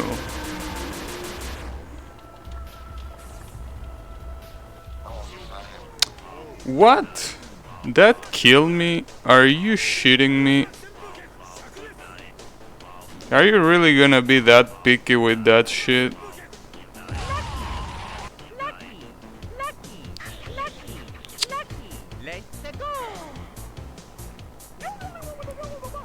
Fuck you all. All of you. Fuck you. Talking about the bosses, obviously. I'm not talking to Chad. I will never say that to Chad. Probably I should never say never, but not right now at least. Okay, let's try increasing the bitrate and see if it doesn't frame drop. Is that a good idea? Probably not. But, you know, let's just see how it goes.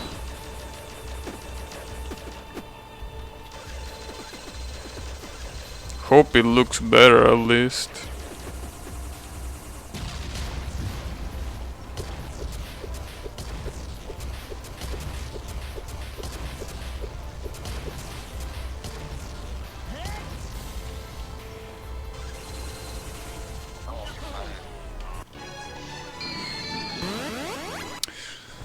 And I'm pretty pissed that I still get killed at the first attack on that third phase. Like, I thought that after 3 attempts I will be able to at least get past that attack, but I guess not. And if I can get past that one attack, I can't imagine how hard it's gonna be to beat the rest. Because honestly, that first attack isn't even hard, it's literally just going left and then right. The problem is that I'm doing it too fast, but there's also the problem that if I do it too slow, it's also gonna kill me, right? So the problem is that for every single try, I have to beat all this shit over and over again. So it's really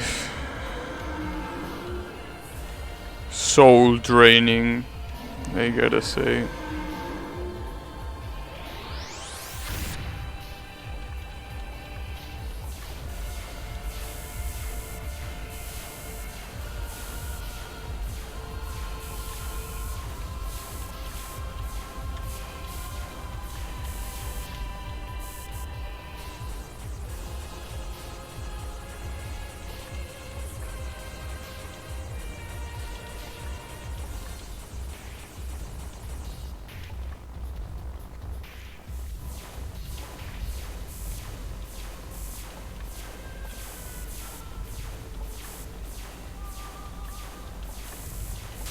Wow, I almost got killed there. Okay.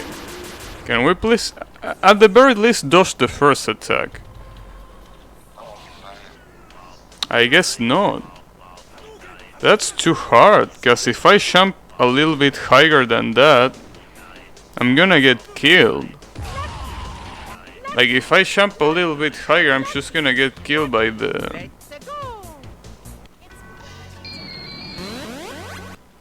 grain bullets. Maybe that's a a harder attack than I thought. Like, it might look easy, but it's actually really hard. Maybe not, right? Yeah, obviously I know, a matter of getting used to it, but that's a lot of timeout spells, yeah. It's kinda like if Yukari, I'm talking about the character, had like 2 more timeout spells other than the ones that she already has. Actually, never mind, she only has 1. Well, I mean, she has 2, but she doesn't have them in a row.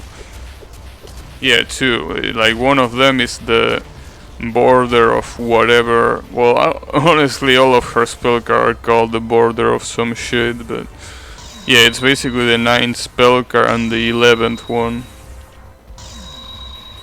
I thought that the 10th one that was also survival, but no. That's the one where he just spams shit and you have to shoot her down. Yeah, Suwako is the one that has 2 timeouts in a row.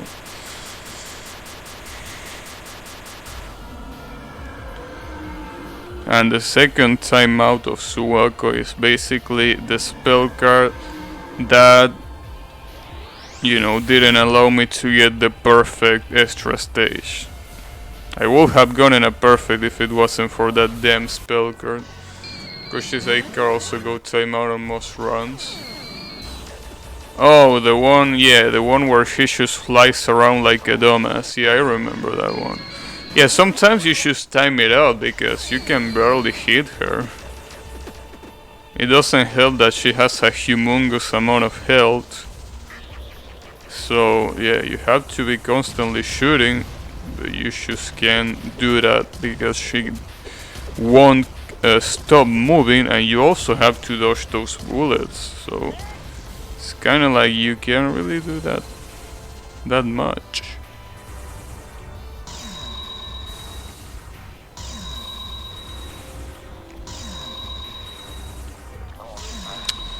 I didn't need to jump there. Fuck. If it go timeout, it makes the timeout second phase much harder.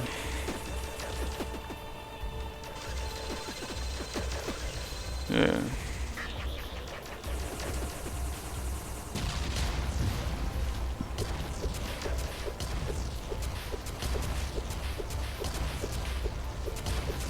I also wonder how hard, you know, I don't remember who, but someone mentioned that if you try to time out Flandre's last spell, you're gonna get completely fucked. I'm really curious to see how hard it is. And when I say curious, I mean that I wanna see it, I don't wanna play it.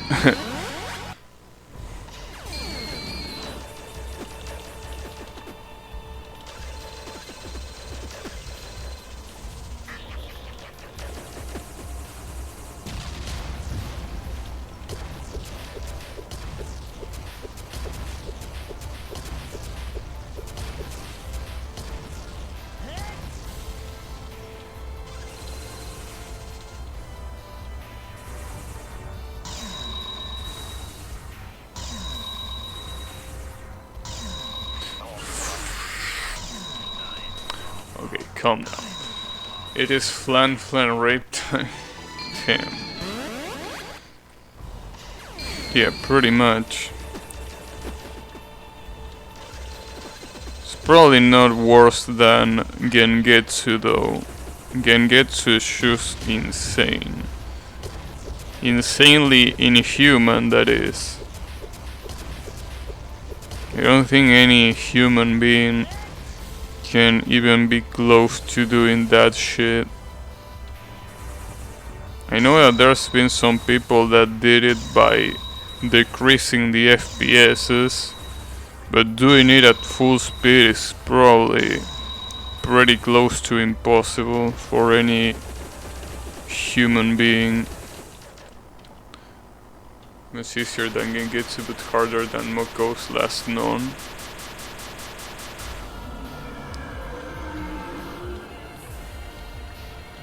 Moko's last known.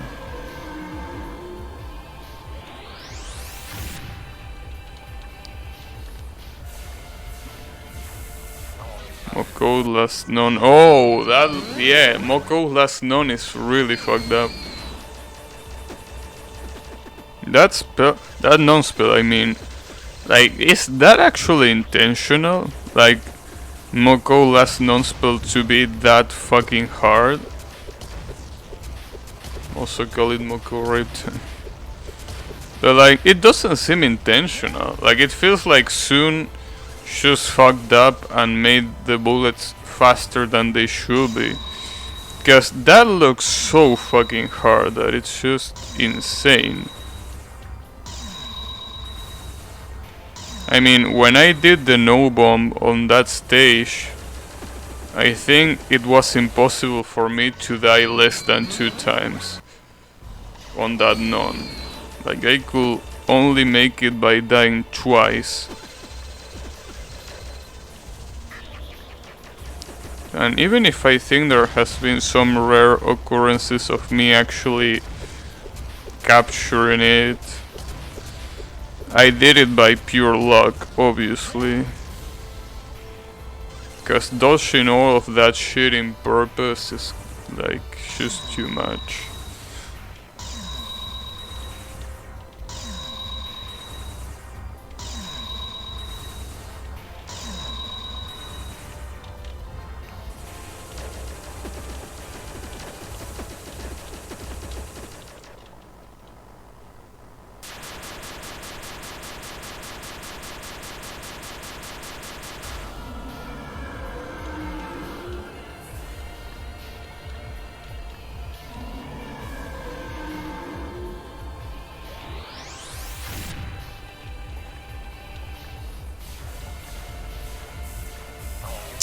Wow, of every place I could have went to, that was the worst that I could have chosen. Okay. I guess the grind continues.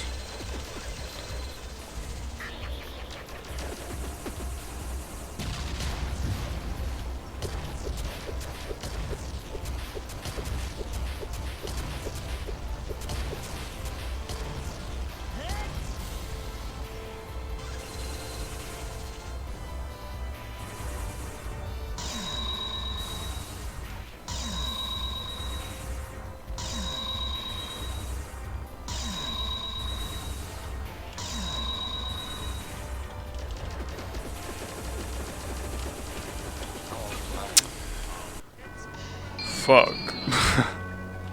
I just don't have anything smart left to say.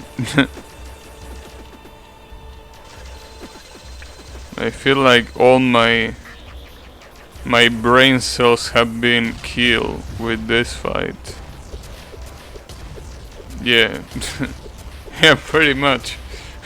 That's like the only word that came to my mind.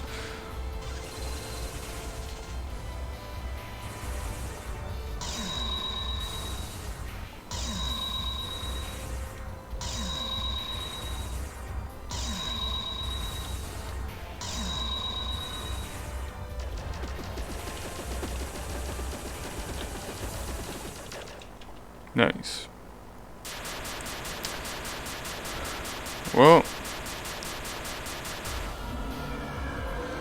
let's go to the second phase again. Why not? What could go wrong, right? Am I right?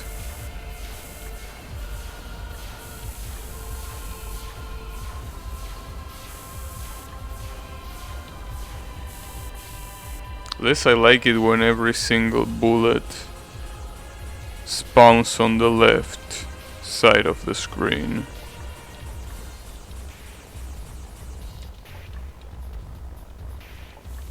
I don't like though when they spawn at the center like that one. Like holy fuck, that's so annoying to those, because you barely can go anywhere, especially when there's multiple of them.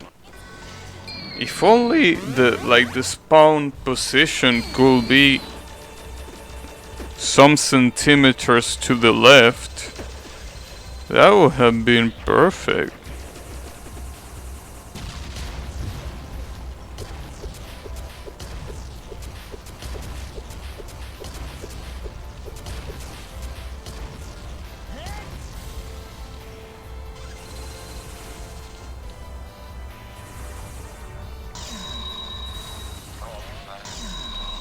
That part where you need to misdirect balls to him looks like a good idea for a spell card. I think there are already spell cards like that. Right? Maybe not, actually. I was pretty sure, well maybe not.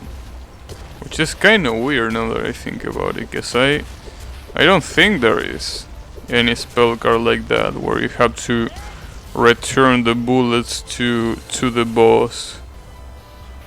And that's kind of crazy because it's such a known concept, right?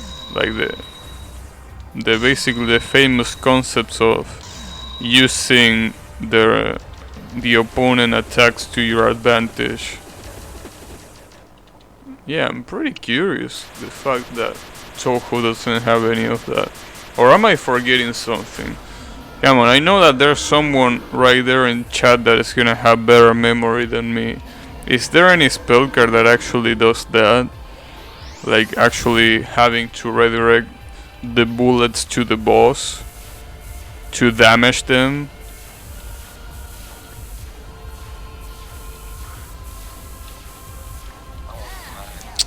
Fucker.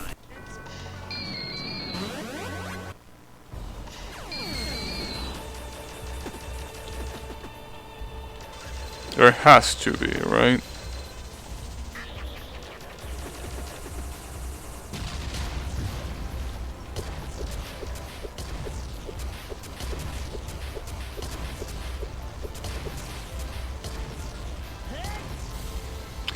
Well, if Soon didn't make it, I'm pretty sure there is at least one fan game that did it.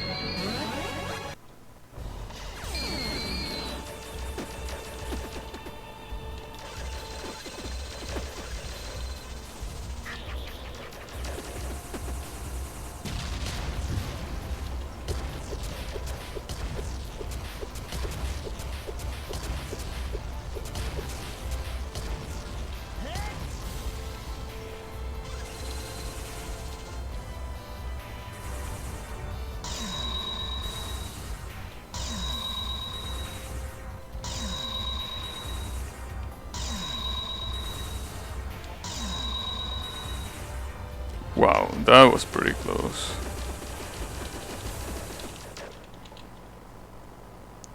Here I am. Who is it going, Mr. Tusk? You know, this is like the usual, like the final boss grind. Yes, it's gonna take a long time.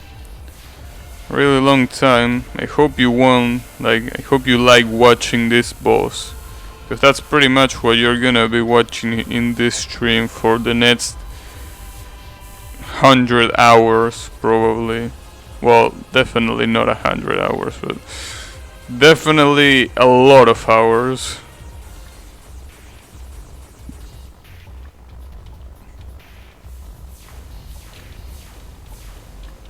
Wow.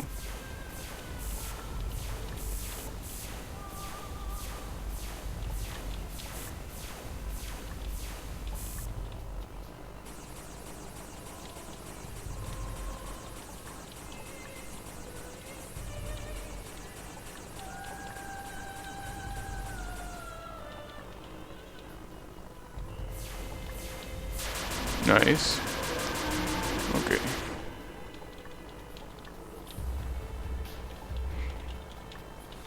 Okay, that works. And I still got fucked by Ryu. Fuck. Ryu, you piece of shit.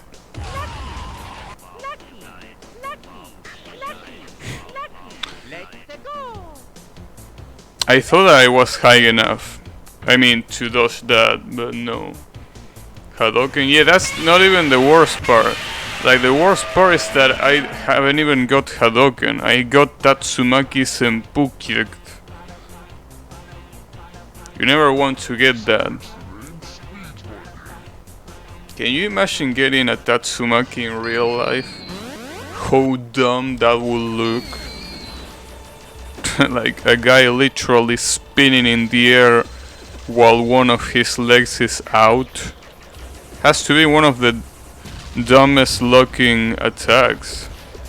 Well, at least I beat the first attack, but problem is that I kinda beat it by luck. I thought that I was gonna die, because I didn't knew that I had an additional jump at the end, but I did.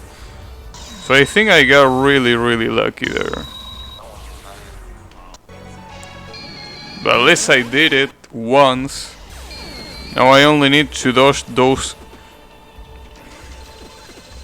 like 10 attacks that come after that. Yeah, that's not gonna be a big deal, right? I'm just kidding. It's gonna be hard as balls to do that.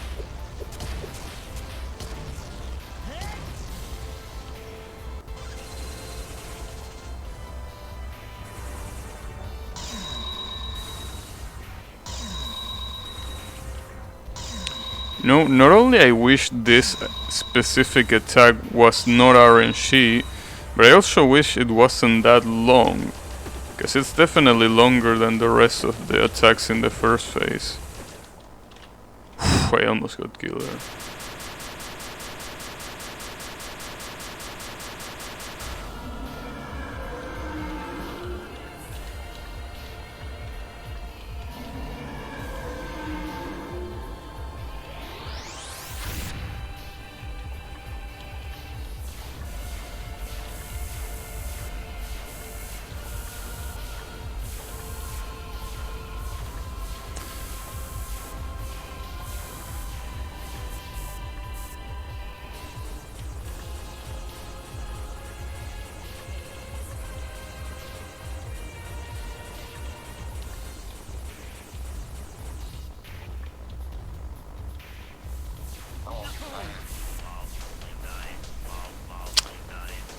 Wow. You know when you should stand still against a bullet that is literally coming straight for you without any weird angle, but you should stand still instead of jumping. That's beautiful, right?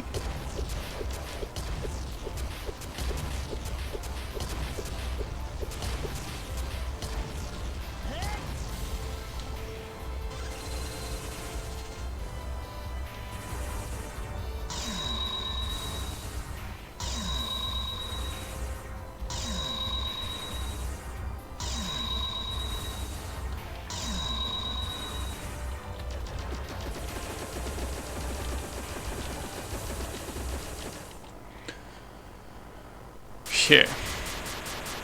The best Pepega expression right there. Also, you know, there's something kinda interesting that I need to tell that happened today when I was walking to my workplace, right? Basically, as I told you, it's really cold, right? Like, these days are really cold here. And they were so cold that some random old dude came like to me and said, "Damn, it's so fucking cold, holy shit." And I'm like, "Yeah, it is." Just like that, like the dude just came to me just to tell me how cold the day was, and I'm like, "Yeah, sure, dude." Like I know. That was so weird. Like, why will you randomly tell me how cold the day is?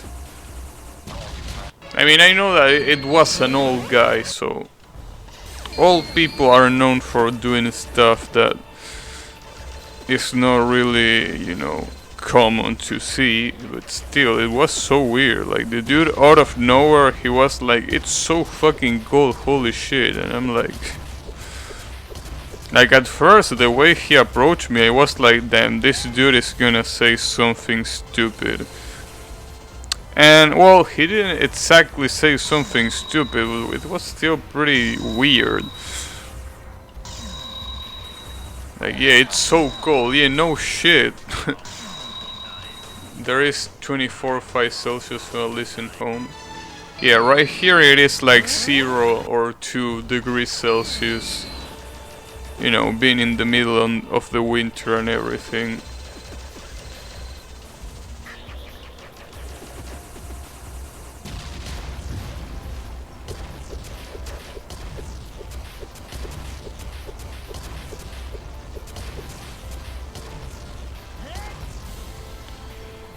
So yeah, it is pretty cold.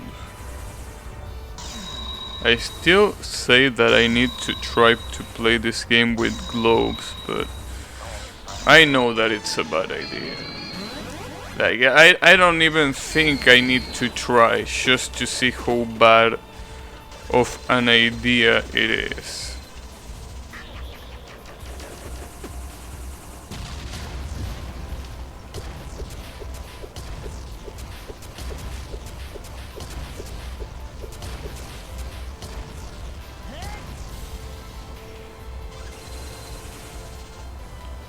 Reminding that some years ago there was snow in summer. Damn. That's pretty fucked up.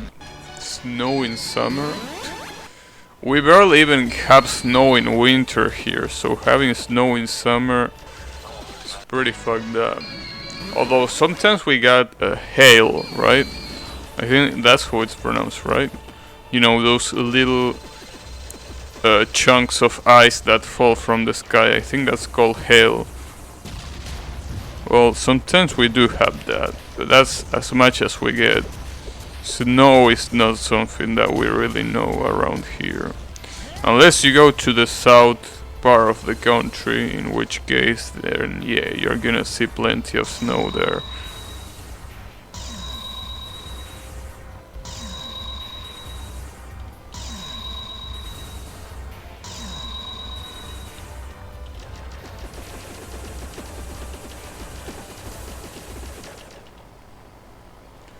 Cyrno Shock must be here. Yeah, maybe it was Cyrno after all. Maybe Cyrno decided to come to Russia and she was like, no, I'm gonna give these people a little bit of a chilling experience. She didn't realize that it was in the middle of summer.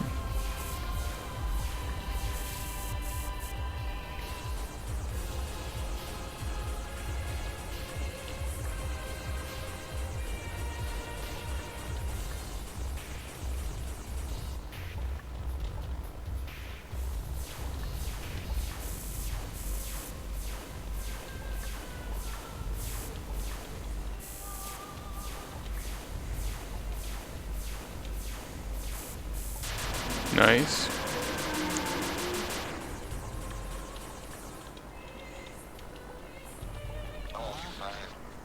I jumped too high. But the problem is, if I don't double jump there, I'm pretty sure I can't land in the platform without getting killed. That's the problem.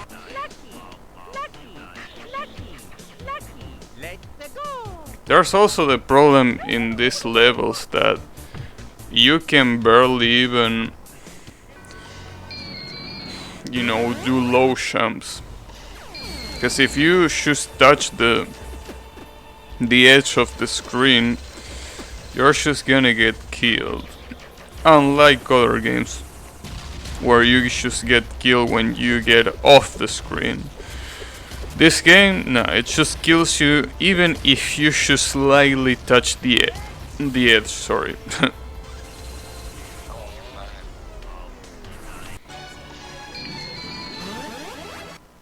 Sorry, I'm having some hiccups. And this time, not in the connection, but in my throat.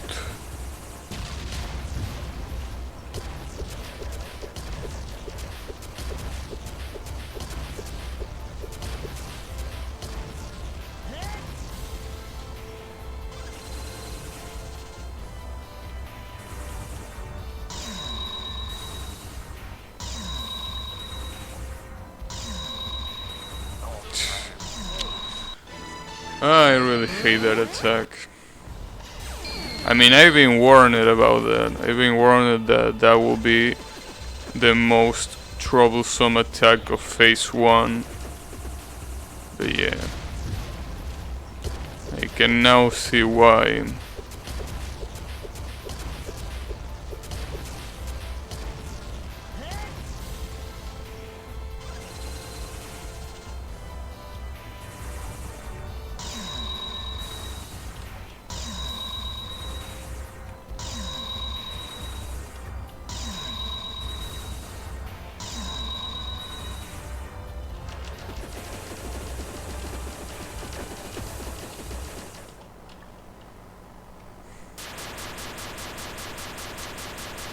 Also, you say Cyrno Shock, right? With the whole snow stuff, but you forgot about Letty. What about Letty? Everyone forgets about Letty, huh? Although, to be completely honest, she's a pretty forgettable character, sadly. Because she's a Yuki Onna, I think. And usually That's a pretty cool yokai, no pun intended. So it's kind of a shame that everyone forgot who Letty is. Is Koishi forgettable? Who? I don't think I ever seen her.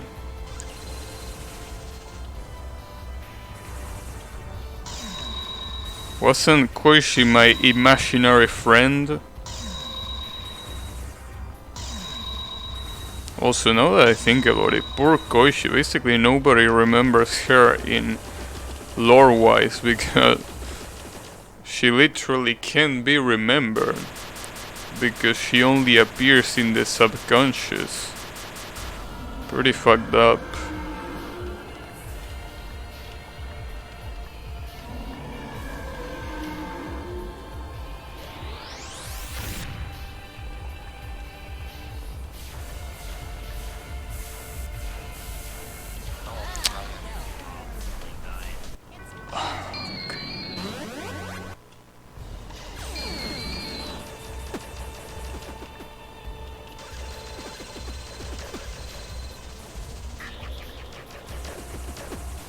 You know, I suddenly remember the game Getting Over It, you know, the one where you are a little guy inside a pot that uses a hammer to climb a mountain. And maybe it might not be a bad idea to stream it someday. I never beat the game. And I was also never close to, so... The problem is that it's one of those games where the controls are shit, and that's the hard part. It's not like, you know, the level design is hard. It's just that the controls are trash. And that's what makes it hard. So, yeah, I'm kinda conflicted about it. I don't know if it will be a good idea to stream it or not. Also considering the fact that it's the kind of game that, you know, obviously makes me salty, but the problem is that it's also been played to death. I'm pretty sure there's no one, or at least not that many people, who haven't seen that game in some way or another. Like, it's just the kind of game that when it released it was everywhere, especially with Korean streamers. Lore-wise, who can remember Koishi? Satori, probably. I mean, she's her sister after all, so I'm pretty sure she remembers her. Or at least she remembers that she exists. Me? Actually, I don't know if Yukari, like the character, can actually remember Koishi. I mean, obviously you could say some stuff like she can manipulate the boundary between conscious and subconscious or some shit like that. But yeah, I don't think Yukari has anything to remember her other than, you know, boundary bullshit. Is Koishi dead? No, I'm pretty sure she isn't dead. She's just a pretty weird individual.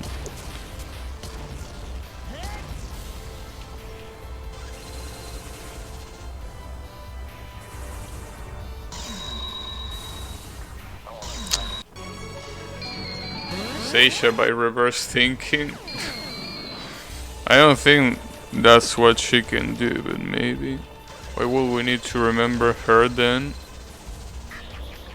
Because she only exists at a subconscious level. So, technically, according to the lore, there is no way for your conscious part to remember her.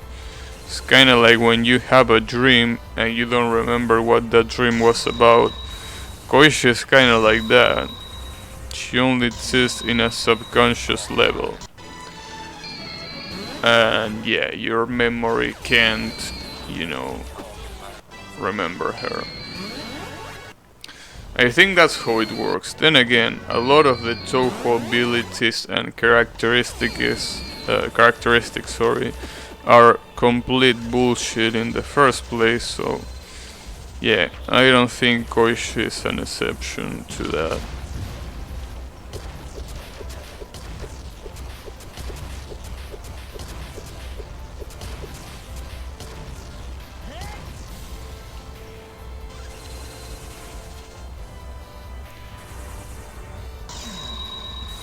Also, it's kind of stupid, right? Because she's a character, a Satori, in, you know, to be more specific, which is a yokai that can read minds, that has closed her eye that can read minds, her third eye, and she can't read minds anymore. So until there, it makes sense, right? Then you take into considerations that somehow, by closing her third eye, she can suddenly read the subconscious. For whatever reason, it doesn't make any sense, but apparently closing her eye is enough for her to read the subconscious. And if that wasn't enough, it's apparently also enough to be able to only exist at a subconscious level. So honestly, I don't understand how she works. I'm gonna say that it's one of those characters that her abilities don't really make much sense. But it sounds cool, like if you tell someone, oh, this character can only exist on your subconscious, and she can also read your subconscious, right? It sounds cool, but it doesn't make any sense. I guess it will make sense if there was a yokai specifically for that, but there isn't apparently. So I don't kinda understand what's the deal with her. But then again, I don't know what's the deal with probably half the Touhou characters, so wouldn't be that surprising, right?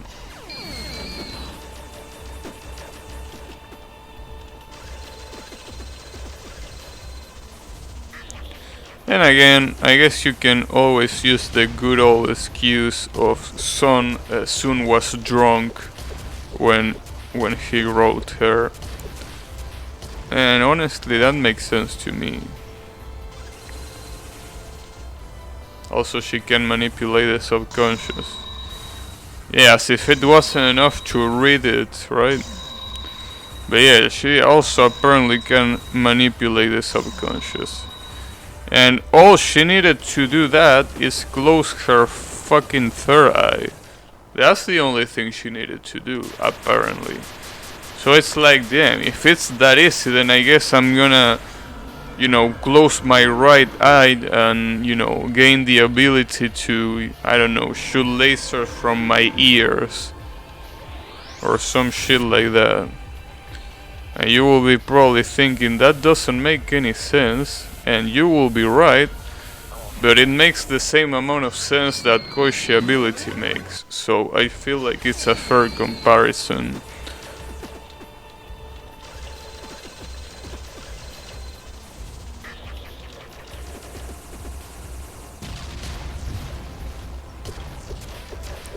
Obviously, I know that there's probably some Touhou expert that can probably explain her ability in a better way and can probably justify it for it to actually make sense, right?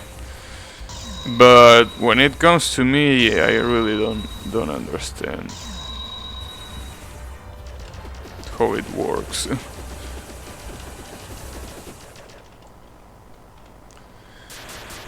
But you know, again, it's your usual amount of Touhou bullshit.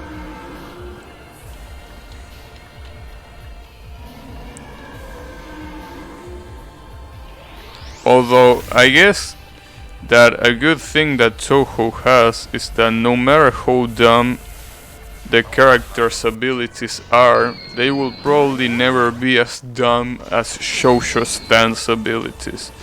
Now that's another kind of dumb. Like, holy shit. If you just want dumb powers, say no more. Just go to Shosho and you will find whatever power you want.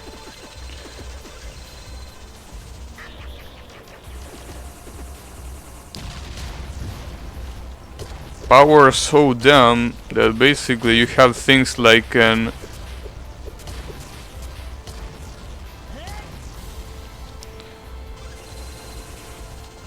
let me think of a stupid ability. Like apparently there is a character that has the ability to cut space, and apparently, or like you know, just cut things. And basically, if he waves his hand in the air, apparently he can cut the space between the person standing next to him and him. That doesn't make any fucking sense. But apparently it does in the Shoshoverse. So yeah. Yeah, I'm talking about Okuyasu, by the way.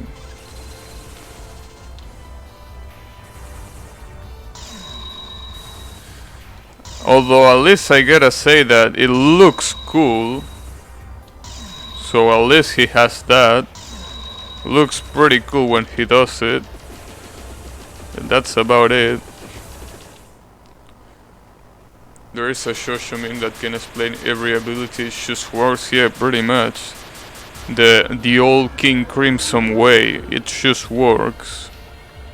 Midaka boss and Toaru has even more dumb powers. Yeah, I've heard that someone in Toaru Mashutsu has the ability to something like manipulate oxygen or some shit.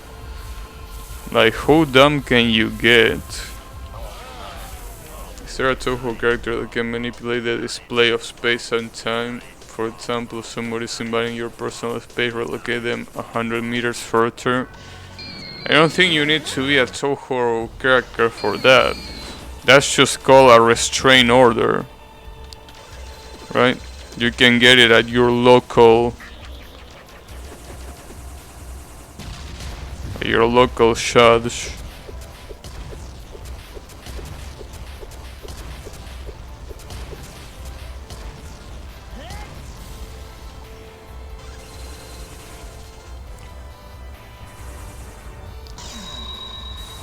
Is there, because I made an OC with that power. There is a fan-made character that can do that. That is called Mitori. That apparently is Nitori's sister. Yeah, that's pretty original, by the way. But yeah, the name, I mean. But yeah, apparently that character has the power to do that. Although it's more like she has the power to forbid things, which is pretty close to what you're looking for. Again, it's a pretty stupid power. Like, yeah, I have the power to forbid things. That's not overpower at all. No, not at all. That's a pretty fair and not completely stupid power. Yeah, I can just forbid everything. I can forbid you for breathing. Yeah, no big deal. In Toaru there's a character with ability to be stronger than enemy. Yeah. Well, honestly, I feel like that's kinda like, you know, what happens when you run out of creativity, right? At some point, you feel like you can't do anything original. So instead of making something that makes sense, you should start doing stupid shit just because it sounds original. And I feel like that's something that both Shosho and Toaru have. But the difference is that Shosho at the very least makes it funny and makes it ridiculous, and it never takes itself seriously, so you can always have a couple of laughs by watching how stupid it is.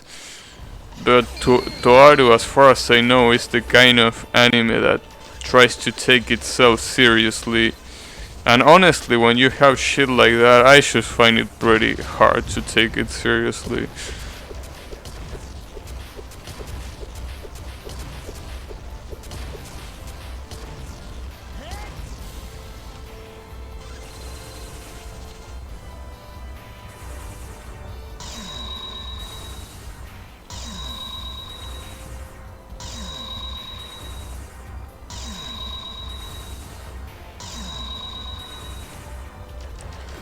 Although I guess something that's even more stupid than the power itself is like how the protagonist defeat those powers. That sometimes is even more stupid than the power itself. And that's saying a lot. Relocation is a great power, you kill a lot of people in your life. No need to be afraid of going to help, Komachi won't come near you. I mean, I'm pretty sure Komachi has the ability to manipulate space too. Or at least she can apparently manipulate the size of the Sansu River.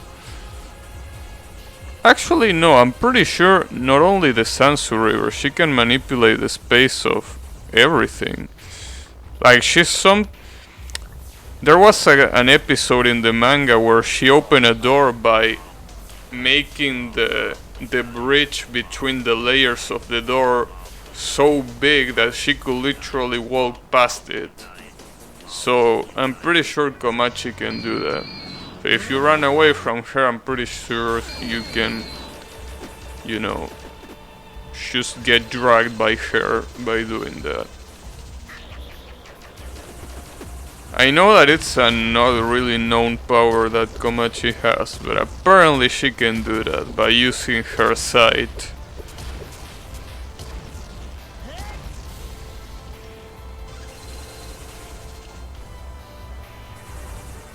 So there is a Toho character that has that power. Yeah, but I don't think it's... Well, the thing is that it doesn't manipulate time, it only manipulates space. So it's not exactly what you look for, although it's pretty close. By the way, Toaru, there is very rarely encountered dumb ways to win. What?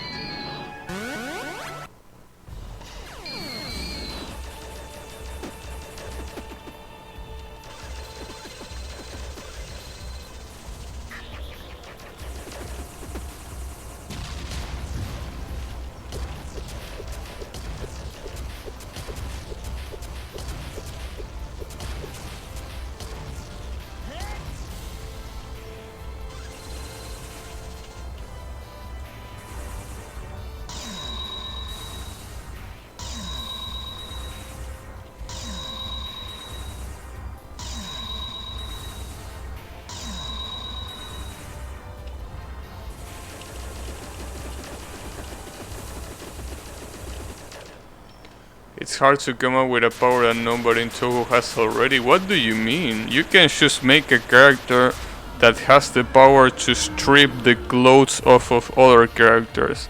And you have a best-selling doujin just out of the blue. Everyone is gonna buy that shit. Although I'm pretty sure someone already did that. But like, you definitely have a lot of powers that you can use. And that's just one of them. And trust me, it might not be powerful lore-wise, but it will definitely be powerful sales-wise. If you can do something like that, it's probably gonna sell like hotcakes. You wanna roleplay? I don't wanna make porn. Oh. Yeah, I don't think you wanna roleplay with a power like that. Don't wanna sell? Well, in that case, I guess you can make a character to have the power to transform every bullet of the enemy into oatmeal, right?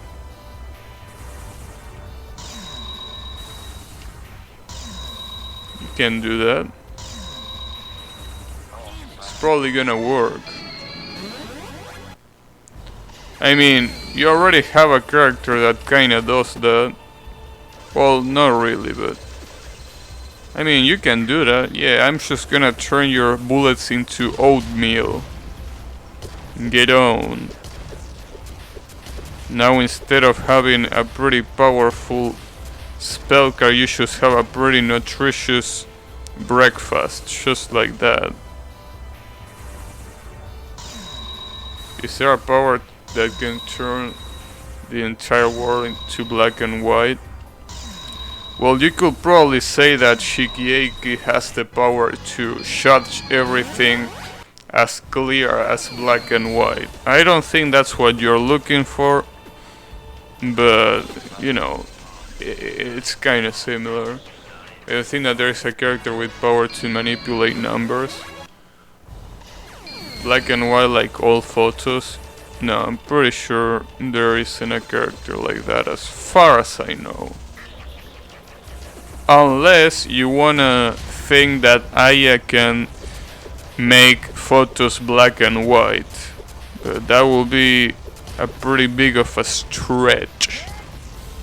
Although I really don't see how that will be useful other than for camouflage. Well, actually, yeah, that's exactly what it will be good for camouflage. Fucker. This fucker and his fucking RNG. I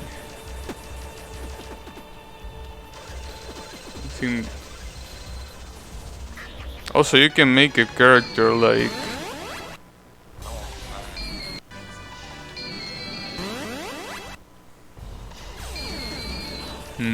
Let's see. Let's try to think of a clever power, right? A power that doesn't sound dumb, but at the same time is not complete bullshit, and at the same time it makes sense. Black and white war can be interesting. You never know that black rock had blood on it. Damn. Those are some pretty interesting ideas.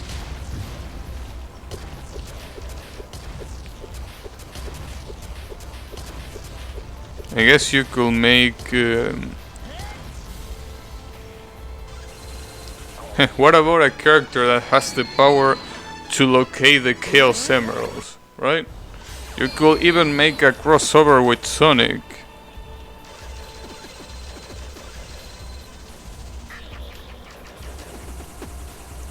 Toho character? Yeah, I know. You should make the Sonic universe come to Gensokyo, and that's it, right? That doesn't sound dumb at all, right? You mean Toho character, or Toho character, or character in fiction in general? Sonic OCs are trash. Yeah, but I'm not talking about OCs, I'm talking about the actual characters. You can just help them get the Chaos Emerald and defeat the evil Dr. Eggman. Right? Talking about OCs? Yeah, exactly. Like, you make an OC, a Toho OC, that helps the Sonic universe get the Chaos Emerald, right? I mean, it will still be a Toho OC. It's just that it has, damn, a FU Sonic Universe team. That's pretty cool. And I thought that it was already cool around here, but I feel like that's cold as ice. Holy.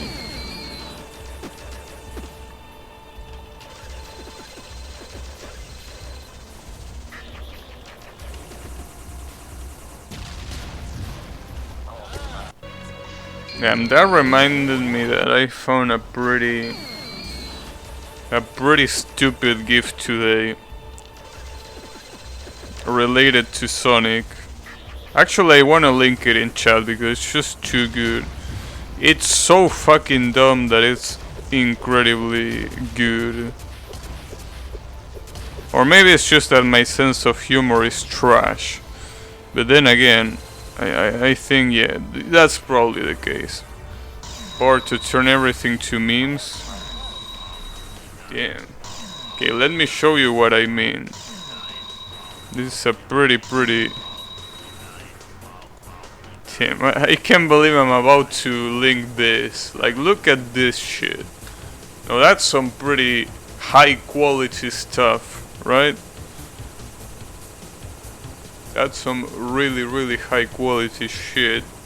shit boss that is. Is there a Toho character that can manipulate sound like turning everything silent or making ambient sounds like wine or a book flying solo that Raima will have to stop and cover her ears? Yeah, pretty much Luna Child. I think she has the power to do that. Or something like that. I mean, she can manipulate sound as far as I know.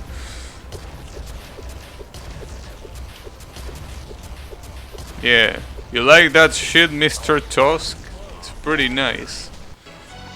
That's a high quality shit boss right there.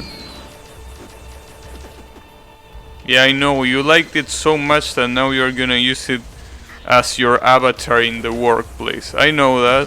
You don't have to thank me though.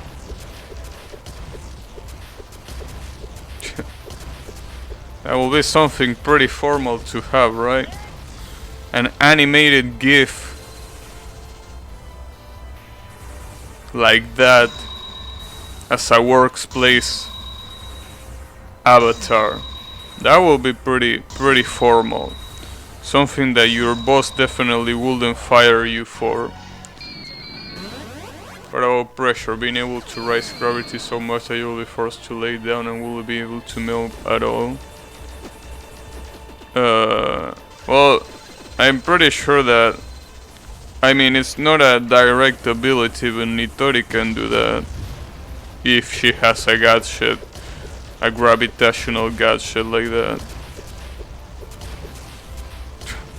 Well, it's not a direct ability though. I mean, with that criteria, I'm pretty sure Nitori could probably do anything she wanted to do. I don't know, you want a power that turns flowers into food? Yeah, Nitori's just gonna make a gadget for that, don't worry. So yeah, I don't think the Nitori argument is that good. But you know, it could work. Oh, I forgot to double jump, fuck. Okay, don't die, nice.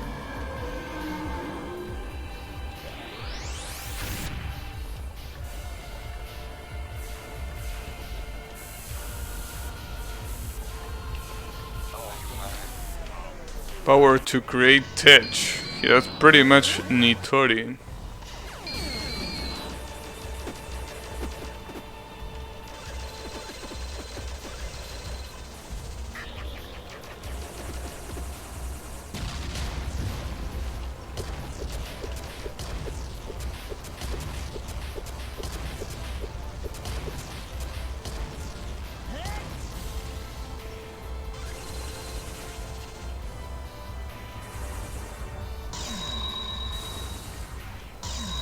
Fucker.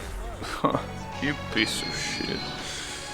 What about the power of one of my OCs is a rabbit whose ability is to create elusive copies of something. It's system like you arrive at a fork in the road. There's 3 ways you could go, but in fact 2 of those 3 are illusions. Ain't that pretty much racing? I mean, if that sentence didn't have the word OC in it, I would probably think of racing right off the bat. And it's funny because she's even a rabbit and everything.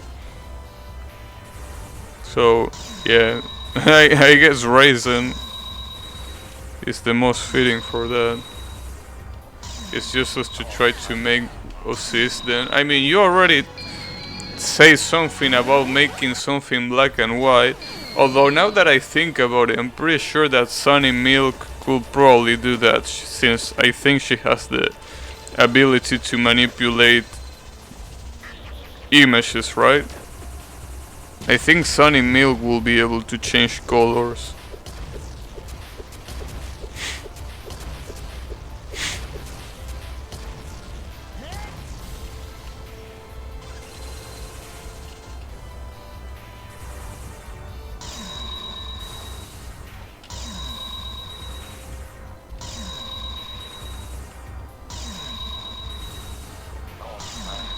Of course, she's a rabbit illusion. That's not only a Toho thing, it's like that in pretty much any Japanese folklore game. Oh, I didn't know that.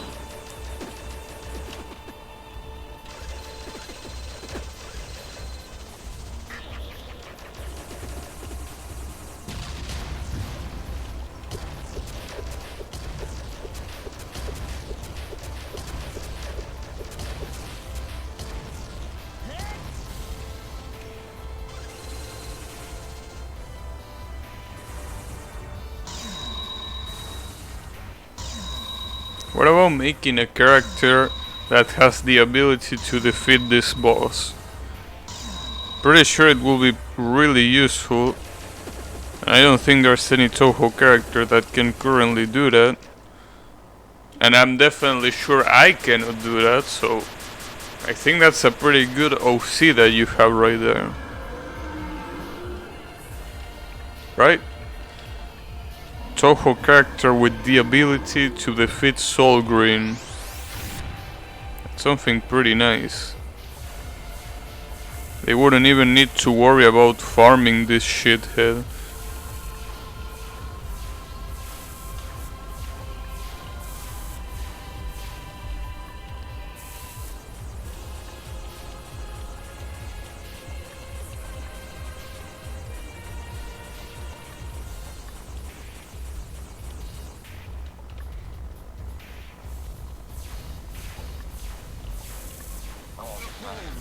Ability to defeat Soul Green sounds like another one of Unseen's dumb abilities.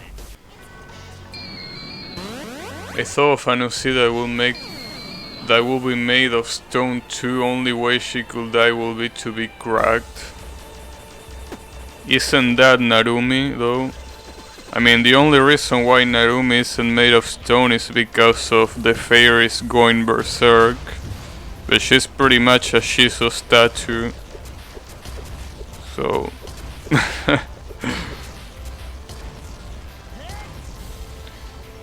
yeah, kinda like that's pretty much Narumi in a nutshell.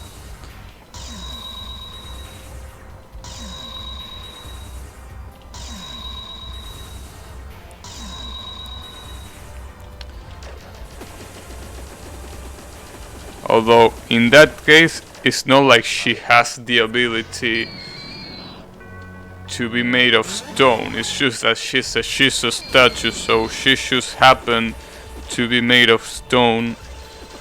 I mean, if she was a Buddha statue, maybe she will be made of another material or some shit like that.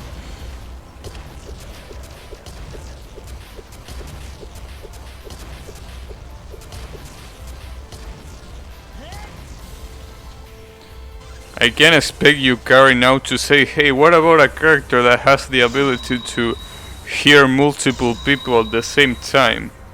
And then she realizes that that's pretty much the only ability that Miko has.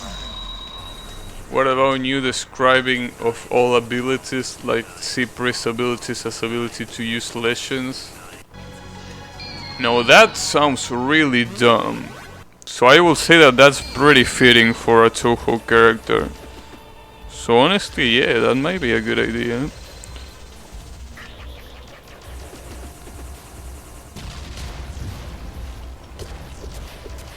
Someone with the power to manipulate textures, make a rock slimy to touch, or water as hard as rock.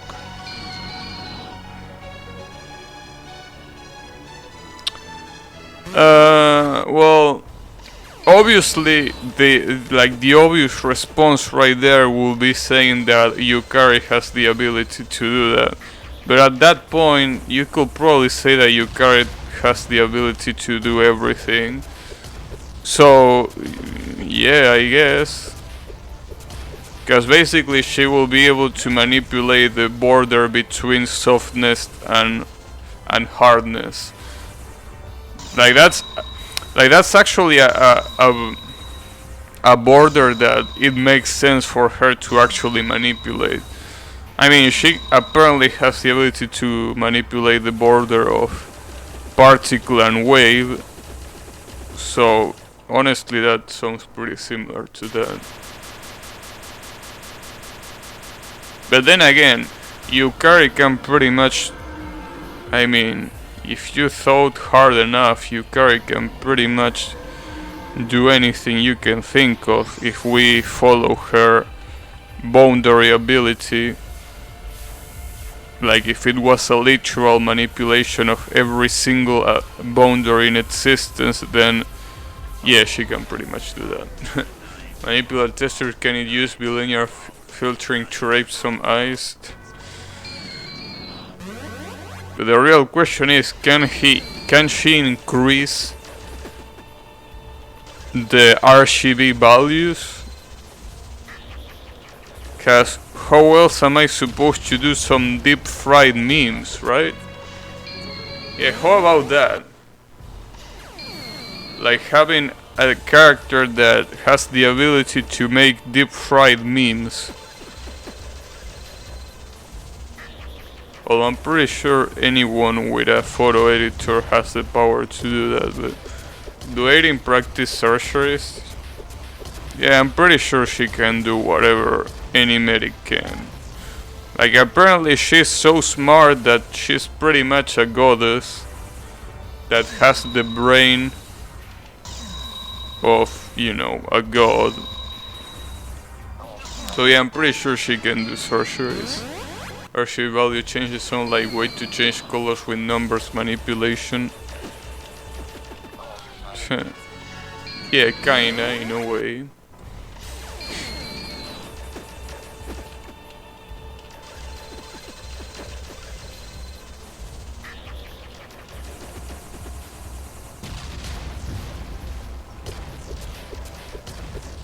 How about the ability to turn food into energy without the need to, you know, throw anything away?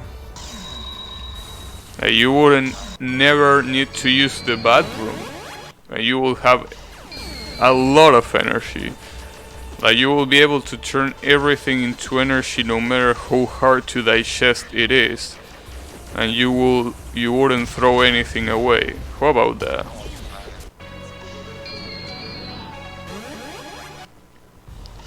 Which will basically translate as the power to never go to the bathroom. Ability to turn mass into energy.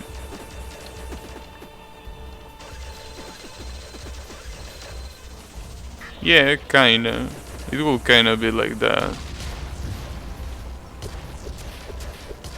Crystal gems.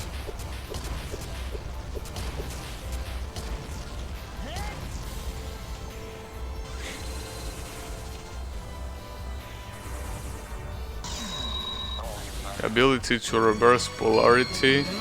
Yeah, that's Seisha. That's pretty much Seisha.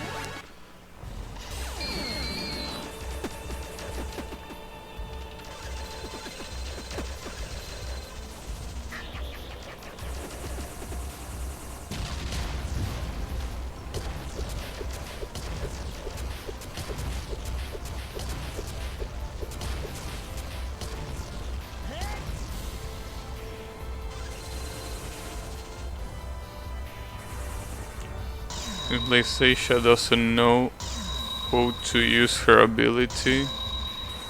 Well, I mean, she used it pretty well in Touhou 14, so I'm not entirely sure about that.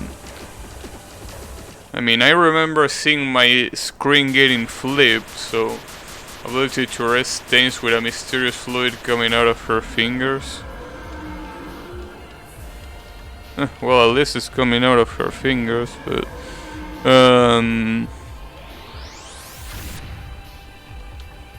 yeah, I don't think there's anything like that. Is there? Pretty sure there isn't, right?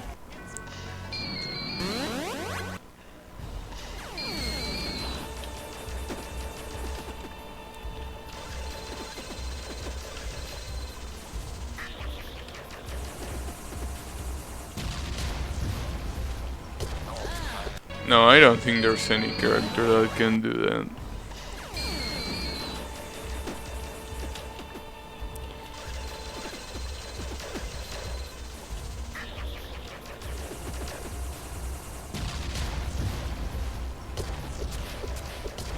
who makes their clothes.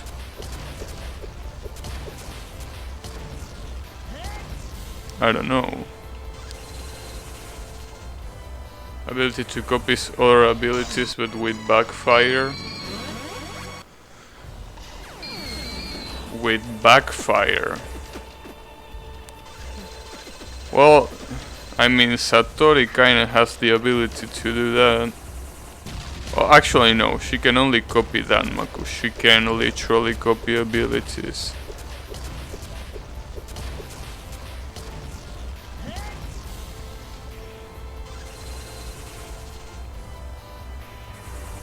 You already have a Taylor OC.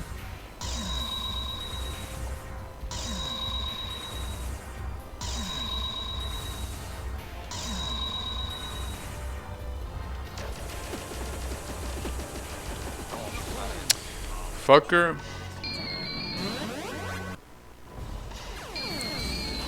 Also, lately, for some reason, there's been a running joke in the internet about committing tax fraud. So what about an OC that can commit tax fraud and get away with it, right? That's a cool ability. It probably wouldn't work against Sokyu, but it would definitely be pretty useful in the real world. Ability to cause chaos. That's pretty much every Touhou character in existence. Every Touhou character in existence can do that.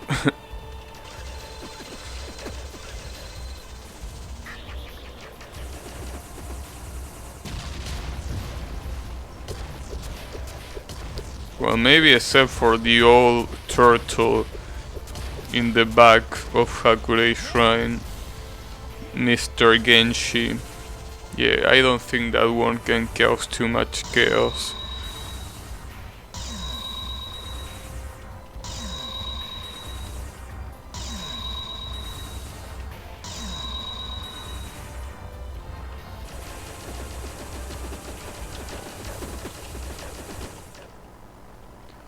Yeah, what about a character who will be blind to the natural environment? All she could see is thunder and the souls of people that are inside. But those people will appear as balls of flames, and the color of those flames are indicating her if she's dealing with a good or with an evil person. I actually thought of that. Like, I actually thought of something like that as a cool ability. Although I don't know if I thought it myself or if I, you know, borrow it from somewhere. I probably borrow it from somewhere. I don't remember.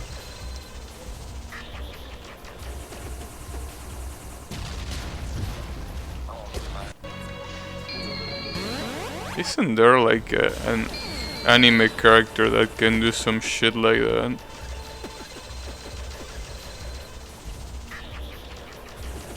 Yeah, like can see the color of the souls. Cause I already thought about that a lot of times, and if someone like me that has zero creativity thought about that, it's probably because I probably saw it somewhere else, and I can't remember where. Obviously not in Touhou, so at least you have that. But that will be all she can see. She won't be able to see anything that's non-sentient like walls or a tree in her way. Yeah, I guess it will be useful. Yeah, I guess you could make an OC like that.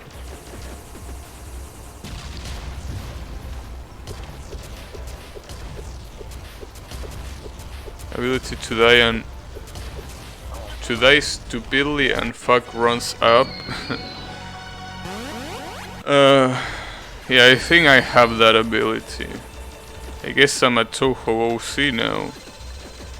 Now if only I could go to Gensoki, but I don't think that can happen. I think I'm one of those OCs like Sumireko. That is just like one of those characters that it's on the outside world. Ability to beat Chang'an and spend your life in shell. Yeah, it's kinda like the ability that I just mentioned, like the ability to commit tax fraud, except that you don't get away with it. Yeah, that sounds pretty much like it.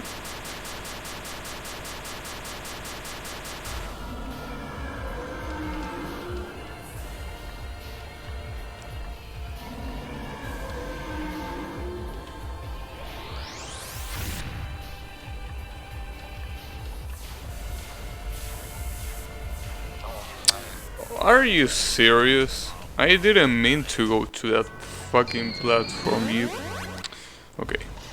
I'm screwing up a lot in that second phase for some reason. The problem is that I'm not really getting that close to the third phase at all. That's a problem.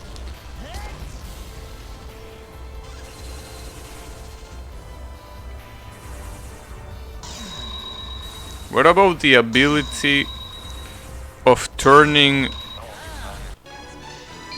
bullets into aerobit?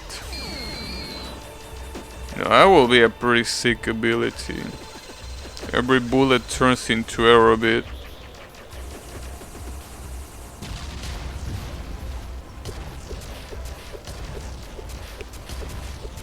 Ability to win this boss. I already say that. Get on. You've been late.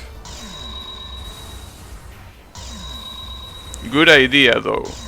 It's just that the execution was a little bit late. But props for thinking about it. Into Toho Aerobit, yeah. Into, like, that warning song is pretty good. Warning Aerobit song, which is basically a remix of Utsuho theme. That's such a good song. It's so fucking hype. You know, I'm pretty sad, right? Because my co-workers in my workplace can appreciate Aerobit. I just make them listen to Aerobit and they are like, what the fuck is this trash? They don't know to appreciate the good shit. How are you gonna say that Aerobit is trash? That's like heresy. They just don't like it. They don't like Aerobit. I don't know why. It's like the perfect shit. It has all of the energy that not many genres can give you.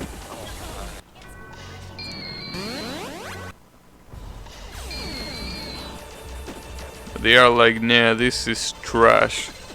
And your tastes are trash. I can't believe it. How can you not like it? The only bad thing about Aerobit is that the lyrics are dumb as shit. But honestly, who cares about the lyrics anyways?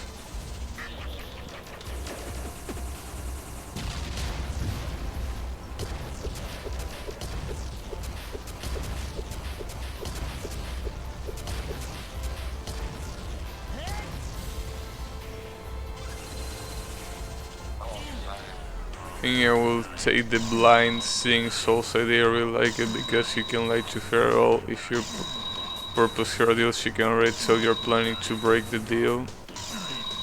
Yeah, I guess it's a good one. Honestly, like I say, it's an idea that I've been thinking a lot about.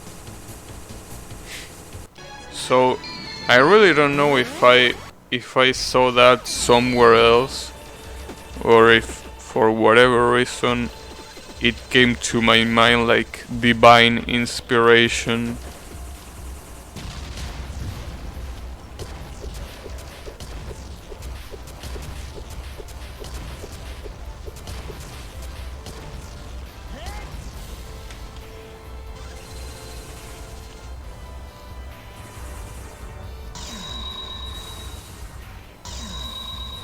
He will basically be like a combination of Satori and Shikieki abilities, right?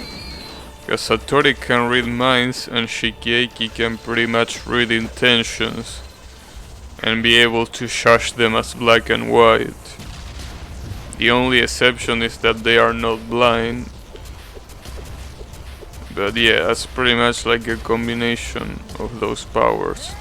Mostly Shikieki than Satori.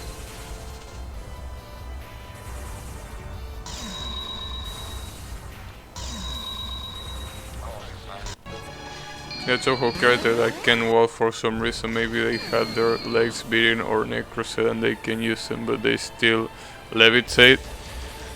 I'm not entirely sure, but isn't Okina disabled? I might be wrong on that, but I think she's pretty much riding a wheelchair. And the only fact that she can fly, like she can stand up, is because she can fly. Yeah, and there you also have Mima. Yeah, it's a pretty good one. And then you have Toshiko too.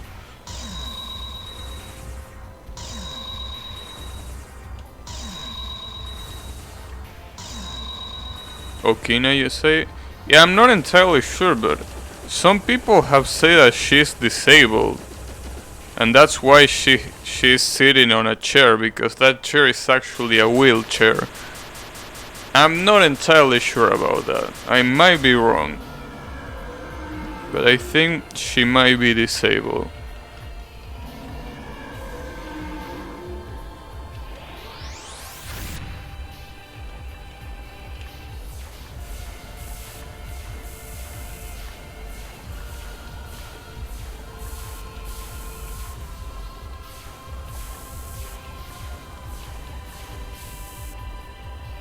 She sits on chair because she's badass though. Yeah, I'm so badass that I'm gonna beat you while I sit on a fucking flame wheelchair that has added flames on the background just because they look cool.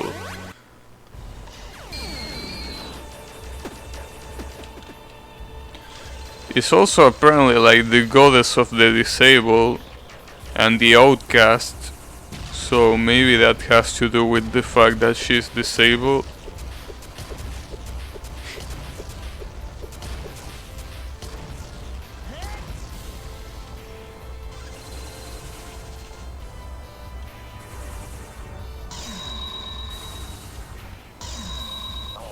I typed Okina, but I only got pictures of Shonka. Damn!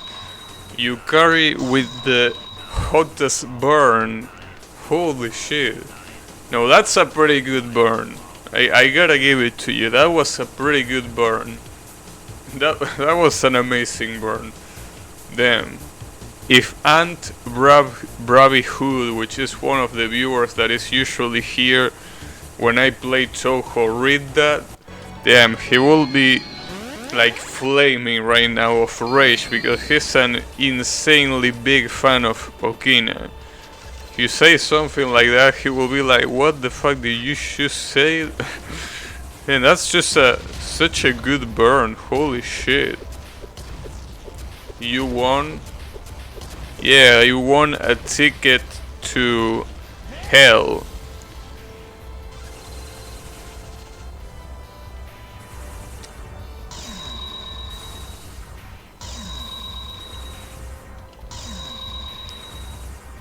But don't worry, I already had it long ago.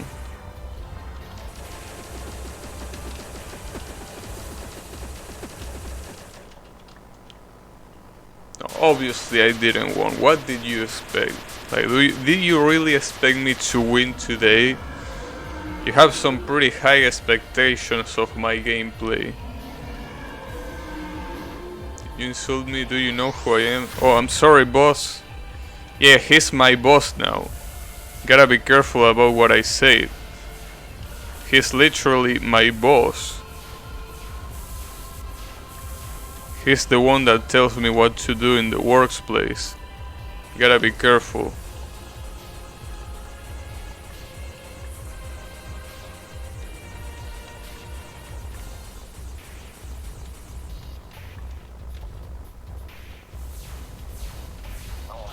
Damn it. That Mima character looked like she could be Marisa's mom. What is this?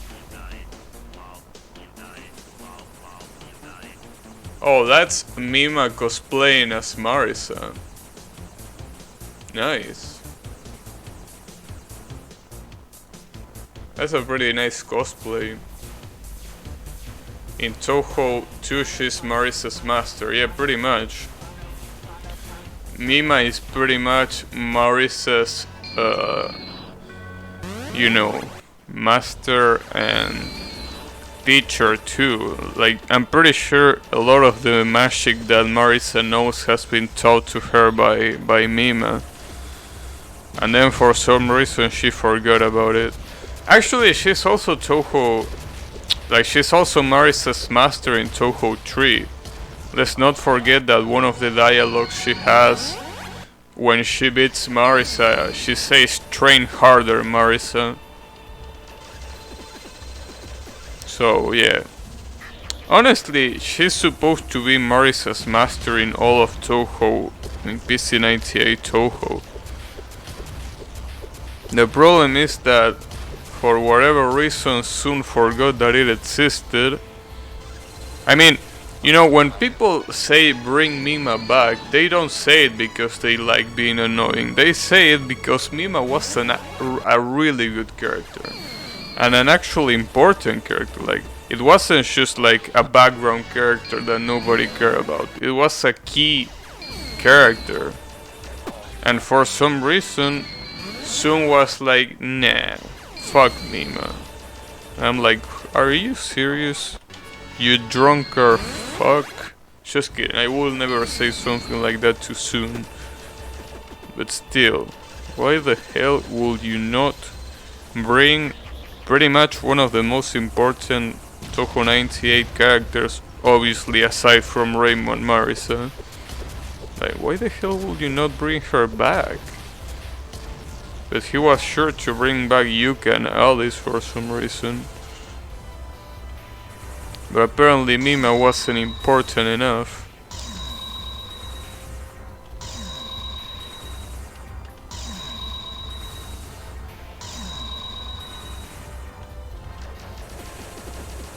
Yeah, I gotta say that I'm pretty salty about that still. Bring Shinki back. Honestly, the problem with Shinki is that, I mean, she's cool and all, but she's kinda like a villain and that's it. Mima is one of those characters that was pretty, you know, important from beginning to end. Like, literally, she appeared in every PC98 game. Well, except for Touhou 4. Actually, she didn't appear in Touhou 4. But she appeared in Touhou 1, 2, 3, and 5. So, we are not talking about just some secondary character. We're talking about what could have been the third main character. Bring them all back? Yeah, I don't think that's gonna be possible.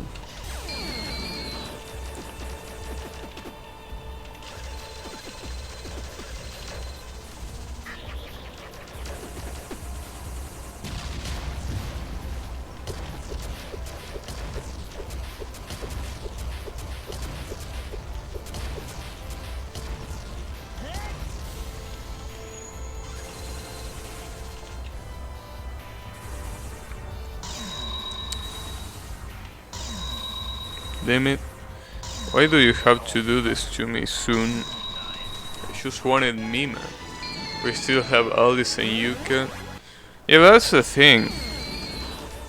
Those characters, at least in PC98, weren't nearly as important as Mima was. Like, Yuka was just a psychopath that liked to murder people.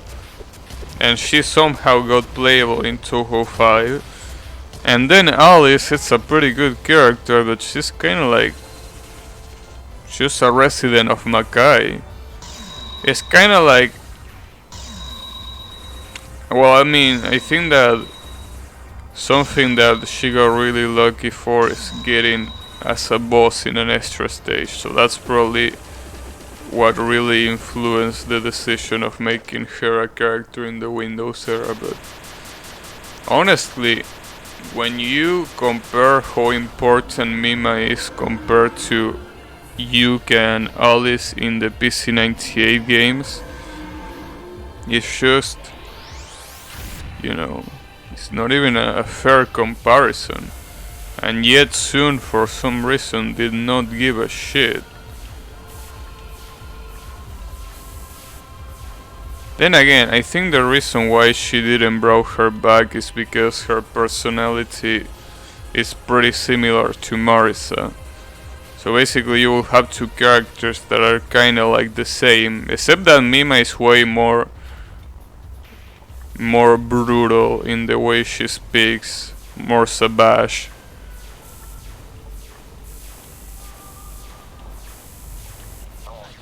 Oh, for fuck's sake.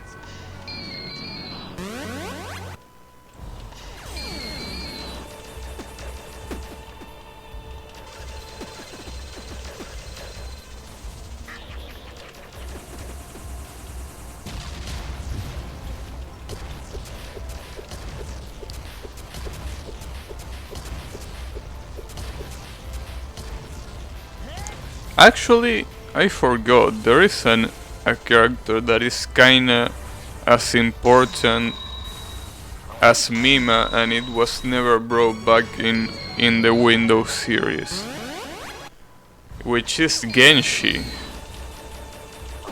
That old turtle fuck that for some reason got forgotten because apparently Reimu learned to fly.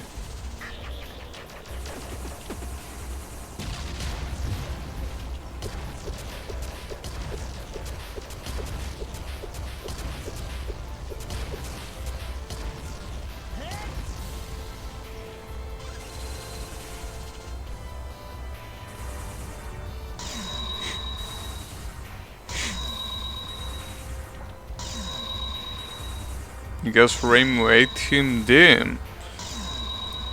Reimu has no chill, which doesn't surprise me, but holy shit. Reimu ate him? I guess turtle soup sounded pretty delicious to her, huh?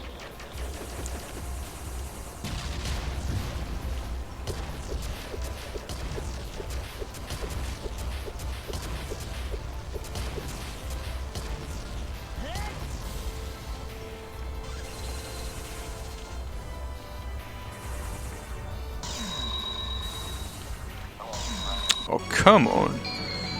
Damn it. It's been like an hour and I haven't been able to get to the third phase.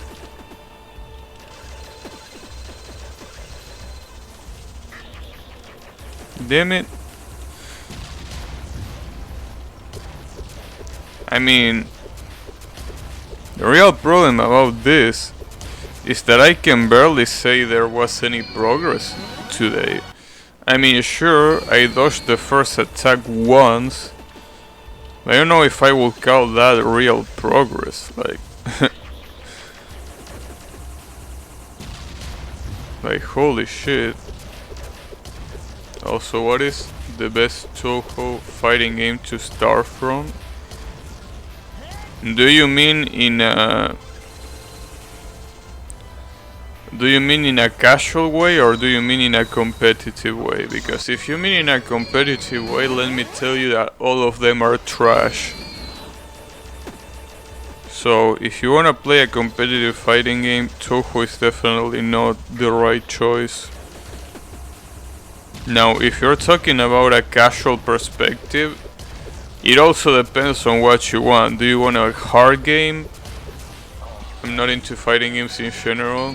Well, in that case I will recommend the Toho games, like the Toho fighting games, for their casual value, which is basically beating the story mode without continues, right? Which is something that is surprisingly hard in the older games.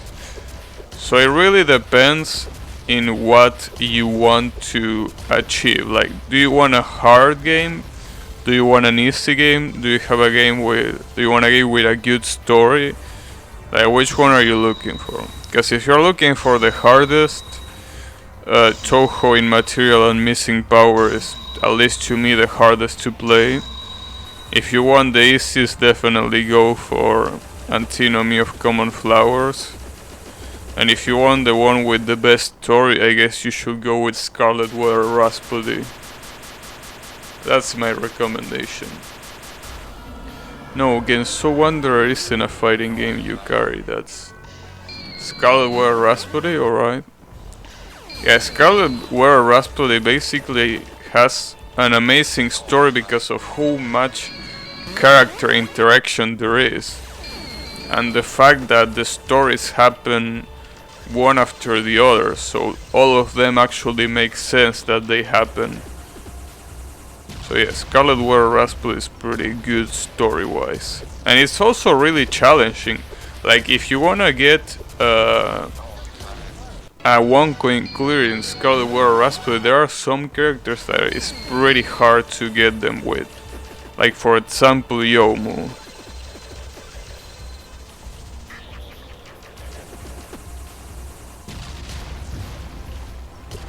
As far as I remember. Yeah, Genso Wanderer is like a roguelike.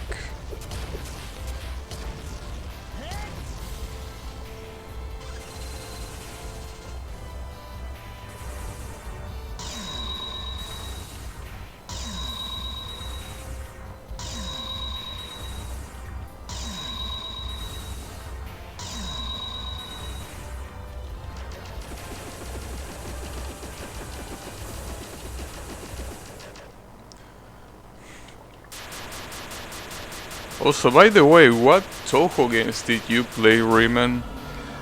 Cause I forgot. Like, did you play the Danmaku games?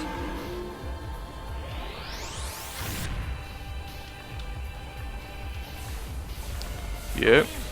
Which level are you usually in? Like normal, hard, 1 and 4 to 16. Damn. So pretty much all of them except for 2 and 3. Although I gotta say that I really recommend Touhou 3. Touhou 3 is a really good game. Touhou 2, however, is a piece of trash. I really don't recommend it. Well, it's kinda just as trash as Touhou 1. But that's not really that hard to achieve.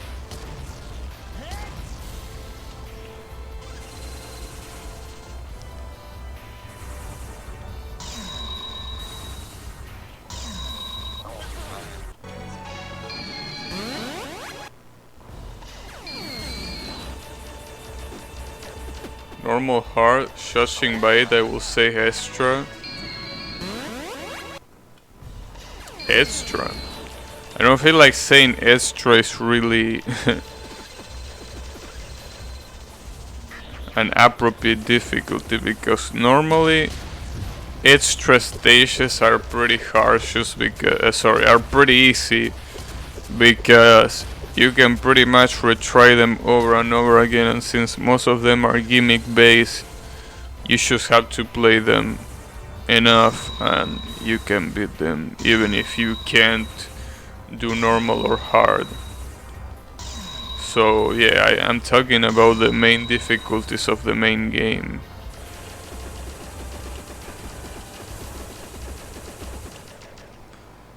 Hey Gabby, hey Tusk, how is it going? I beat out normals 1 hard and 2 Luna. Ooh, nice. Which one were the lunatics? Actually, never mind. Didn't you tell me that it was 16 and 14? Or am I misremembering? Yeah? Oh. So it was you the one that actually did that. Yeah, 16 and 14. Yeah, with those strats. Yeah.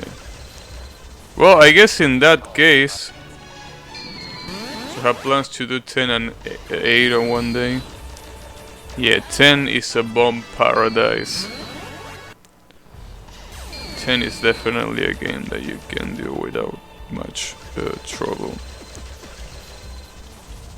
You can also, I know this one might be a little bit harder, but you can try doing Toho 15 on Lunatic with Raisin. Raisin is, I mean, that game is insanely hard, right? But Raisin is also insanely broken, so I mean, I got it on my first try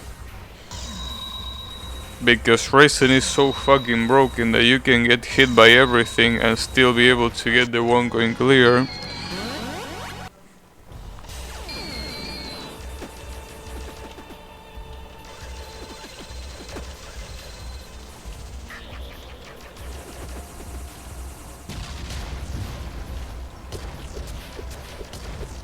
Yeah, Raisin is also pretty much like the bomb spam character, except for the fact that it's so effective that you can just tank the whole Shunko fight with like 3 lives without even dodging anything, just tanking the bullets. Also play on hard fun games, if I accept Lennon. I see. Yeah, well, I really don't know much about fun games, so I wouldn't be able to know.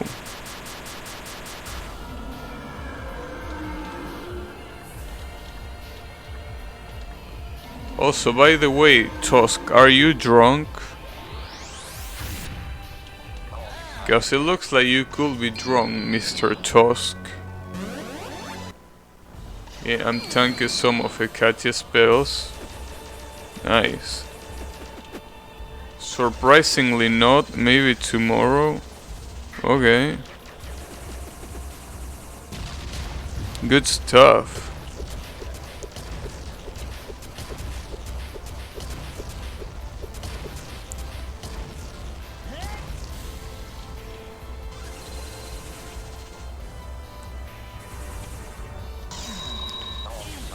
Honestly, I always long week was this. Yeah, it was a pretty long week. Was a pretty long week. Oh, look who's there. There's also Mr. Old. Yep, Shunko in Heka fight is tankable with Shockwave Bunny. Yeah, basically everything is tankable with Raisin. Raisin is just one of those characters where you really wonder if Sun was strong, like more than normal, or what.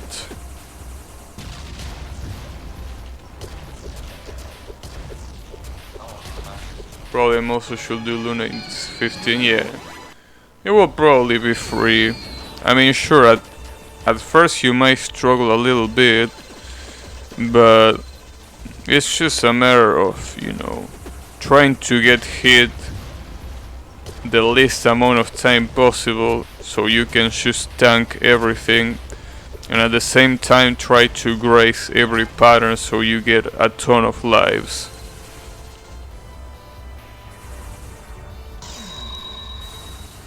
Luna is still about strats. Yeah, the strats is spamming bomb. That's pretty much the strat. And it works.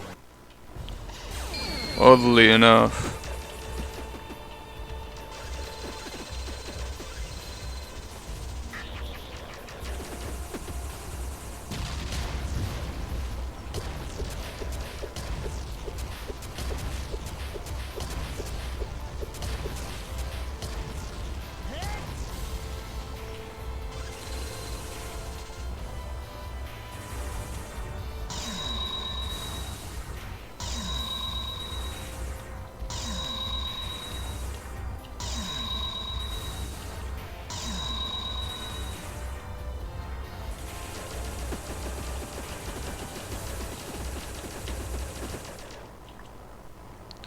Nice.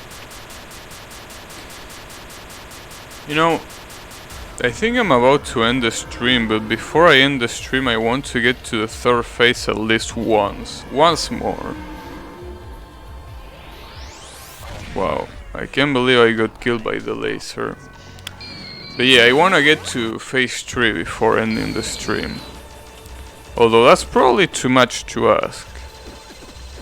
And honestly, maybe I shouldn't have said that, because that could probably make me keep streaming until like a really late hour, because that's probably gonna take a while. Hey Gabby, it's Friday. I know it's Friday.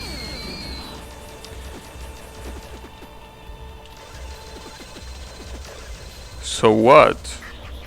I mean, I didn't say I was going to sleep. I should say that I was going to stop streaming. I ordered you to stream until 1. Well, honestly, considering how shitty I'm playing, I might be able to stream until 1 to get to the 3rd phase. Like,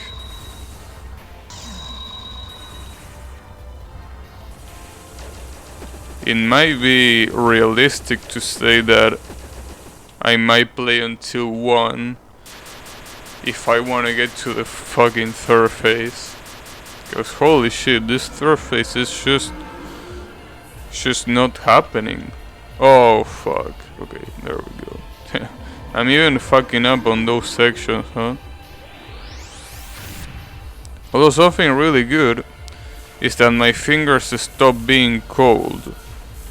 So that means that the heater actually worked, which is pretty nice. Like, they actually don't feel cold now.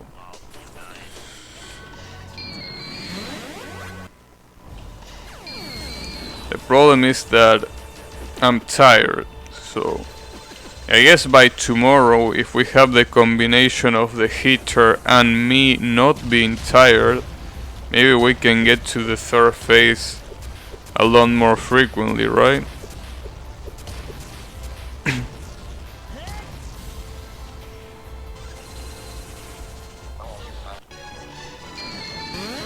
Well, rest well, Gabby, you deserve it. No, not until I get to the 3rd phase. I have to get to the 3rd phase. If I don't get to the 3rd phase, I won't deserve to rest.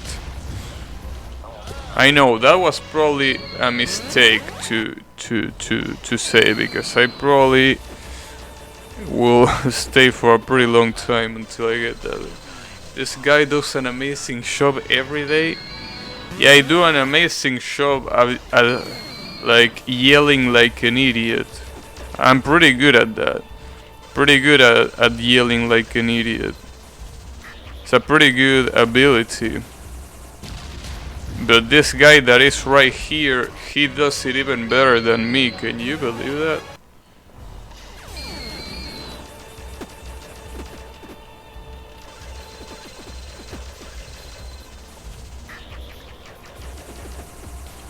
Yeah, I'm pretty good at screaming stupid shit on my workplace. And I know that there's definitely more than one person that hates me for it. But sometimes it's just pretty fun and pretty anti-stressing to just yell stupid shit. I mean, everyone does it after all.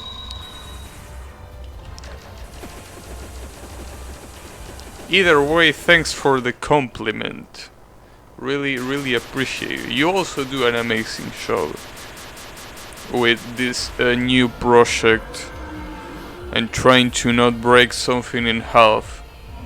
Because honestly, I know that it's definitely gonna be hard to not break something in half with all this stress that you're having over this shitty project that we need to do, but you still are able to pull through somehow.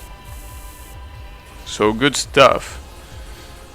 Really, congratulations for not murdering anyone yet.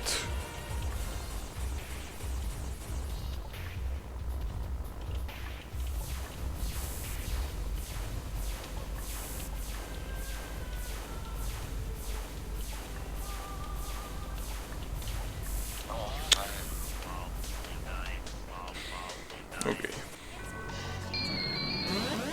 Focus.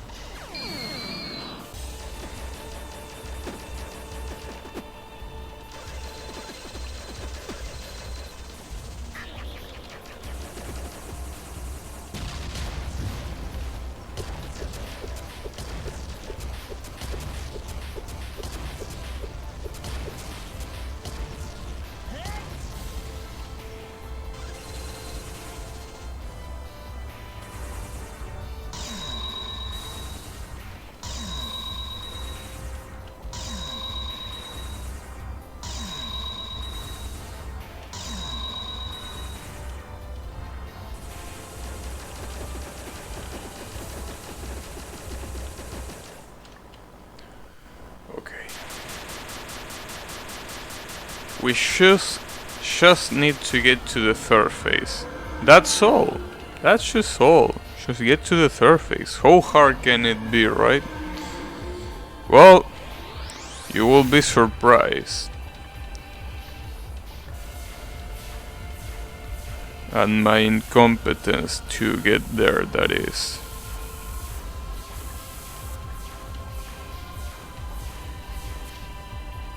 Damn, almost none of them actually hit.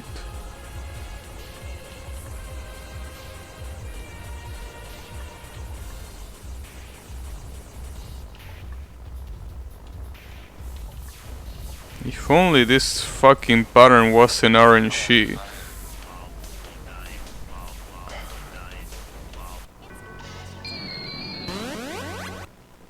If only it wasn't RNG. But it is. It is RNG. So what happens when it is RNG? Well,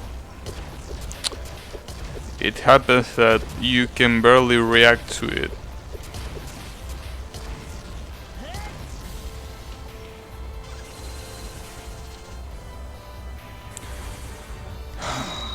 That's fine. I still have some energy left. And if I don't have energy, I can just ask everyone to lend me your energy. Like Mr. Son Goku. Damn dude, that reminds me, I've been listening to a lot of the Dragon Ball soundtrack lately.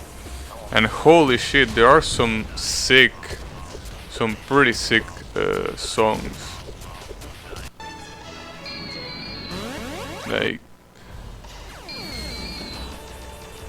what's also sick are the frame drops. Those are also sick too. Are you kidding me? Holy shit, those are some pretty hardcore frame drops.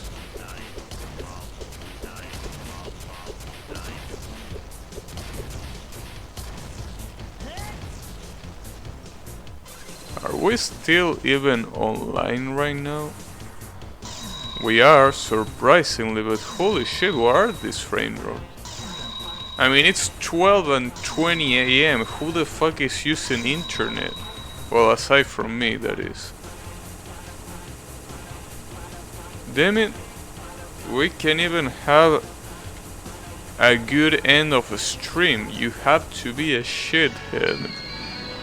Well, whatever. I'm gonna get to the third phase and there's nothing you can do to stop me.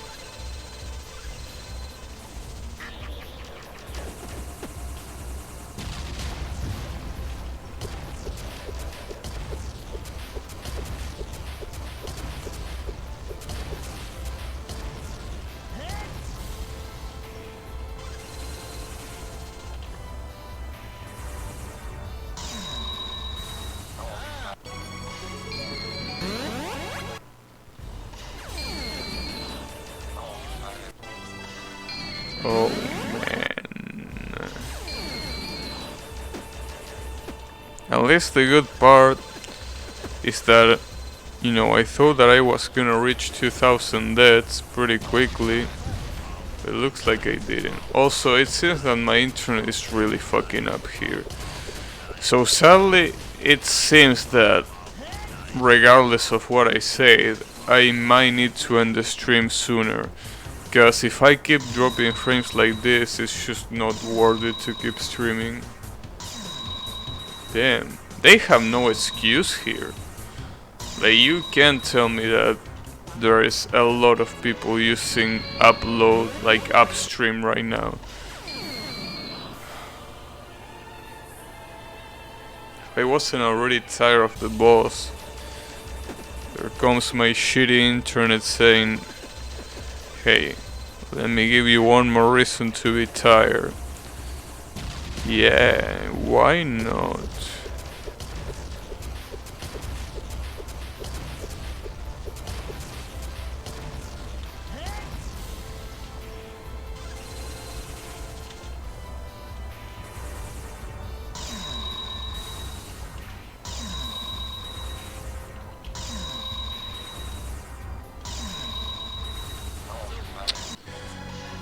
This stream doesn't tear apart to 7 parts. Yeah, pretty much. Hey, Mr. Emmy, how is it going? Yeah, I guess the stream would be cooler if there weren't any frame drops that for some reason just appeared out of nowhere again.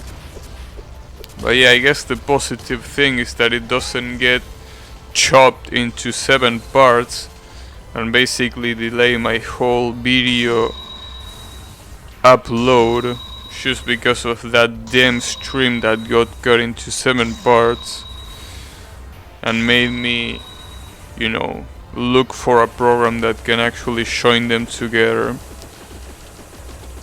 By the way, shoutouts to Hardon-mode, which was the program that actually let me do that. Like, I don't know about you, but the fact that there is a video editor that is so simple to use and so lightweight as Hardon-mode, it's amazing for someone that doesn't know shit about video editors. The only, like, in fact it's pretty funny, right? Because when you go to the official page of Hardon-mode, the page is basically like a really old ass page that looks like shit. And not only that, but it doesn't even have a secure certificate, right? So whenever you see the page for Hardon-mode, you're like, okay, this program is gonna be trash. And then you realize it's actually a really, really good program. I mean, it installed like in 10 seconds, and it opens almost instantly. So for someone like me that doesn't really want anything fancy for a video editor, Hardon-mode is great. Yeah, I know that I sound like if I was a sponsor, yes, I understand, but sadly I'm not a sponsor, sadly.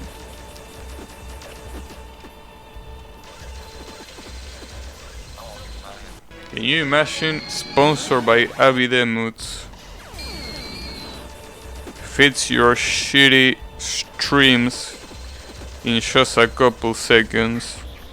It's a pretty good sponsor, right? Pretty good slogan.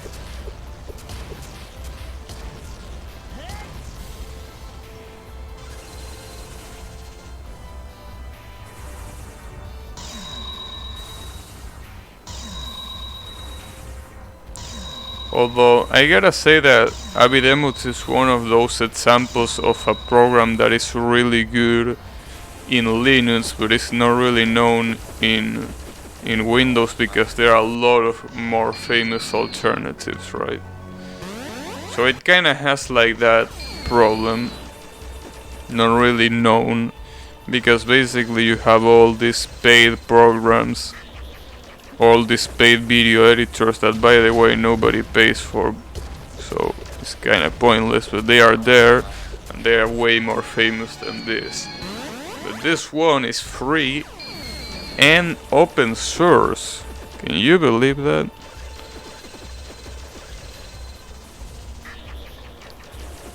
Anyways, I know that by the end of the stream at least one of you is gonna download Hardon-mode. I'm sure of it, because my marketing skills are on point. I mean, I basically made half of my workplace download the Opera browser because I marketed it good enough that everyone realized that it was just a better Chrome. So maybe the same thing would happen with Abidemuts, who knows?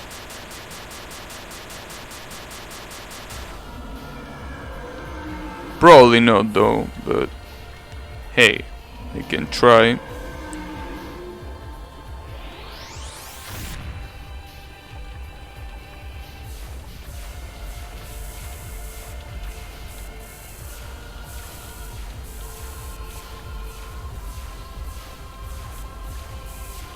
Nice.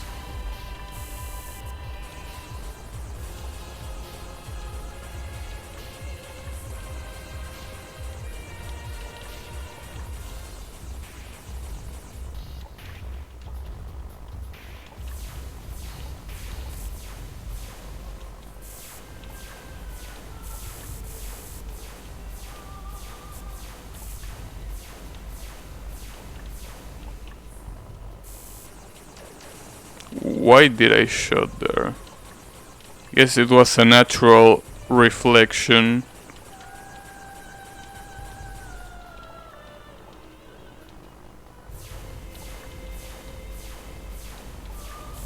And this music makes the boss really fucked up.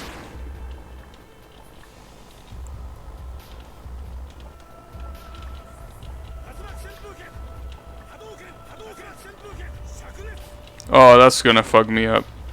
Never mind, it actually didn't. But that was gonna fuck me up. Okay, well, I got farther than I thought. Holy shit, I got a lot farther than I thought.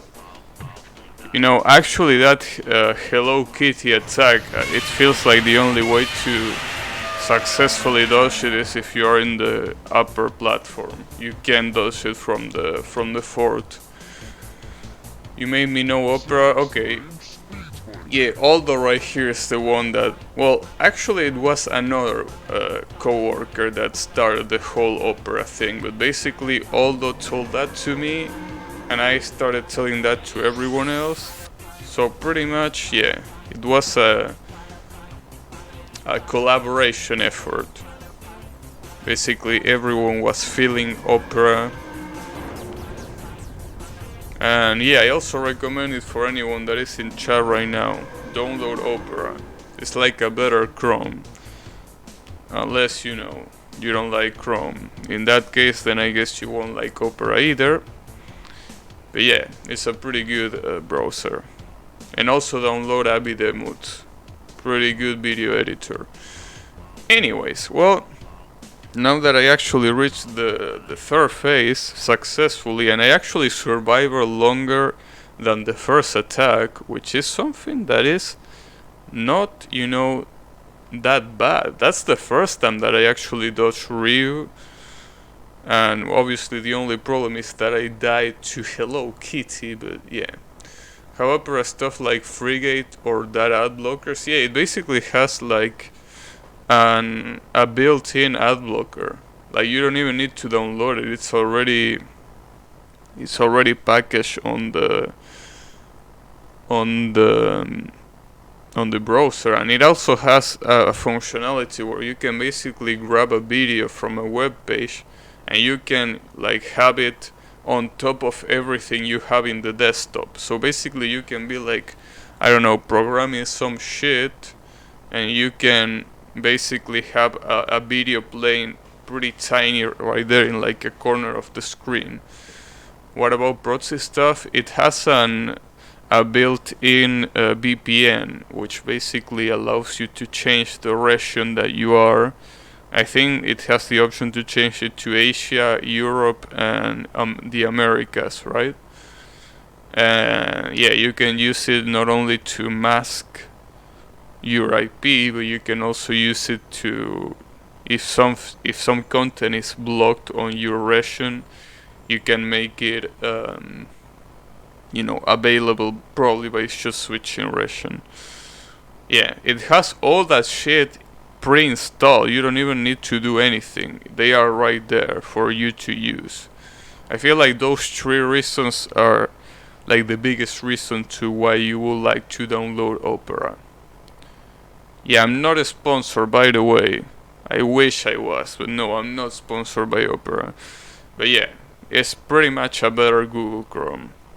I mean, it's made with Chromium after all, so it's kinda like Chrome, but with better features. So yeah, if you want to, you can consider it. Like I said, I've been successful to turn like half of the workplace into Opera users. So yeah, maybe I can turn half of my chat into, or like half of my followers into Opera users, who knows. In any case, regardless of if you use Opera or not, what I'm sure of is that I'm gonna end the stream. So yeah, let me save just in case. But yeah. Who's it going? Sunglass? Yeah, Mr. Emmy. But yeah, sadly, as soon as Emmy arrived, I have to end the stream because I reached the 3rd phase, as I said, and I also am pretty tired. Yeah, also Opera doesn't really kill your RAM as much as Chrome does, so that's another big advantage, as Mr. Aldo says right there. Damn, Mr. Tosk talking some shit to Mr. Emmy. I see how it is. But yeah. Anyways, wanna thank everyone a lot for watching.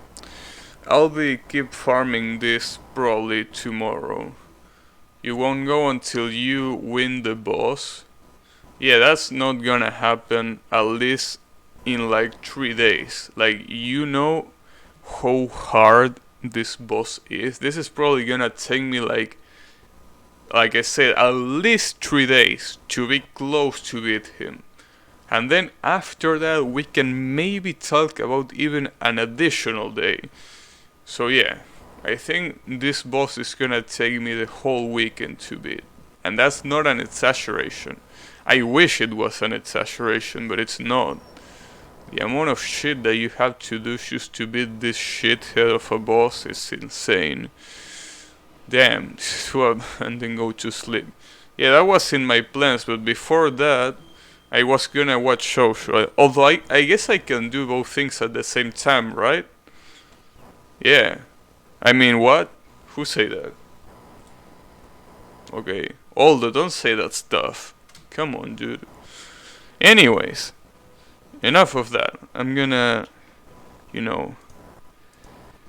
end the stream. So again, thanks everyone a lot for watching. I'll be seeing you on the next stream, so take care everyone.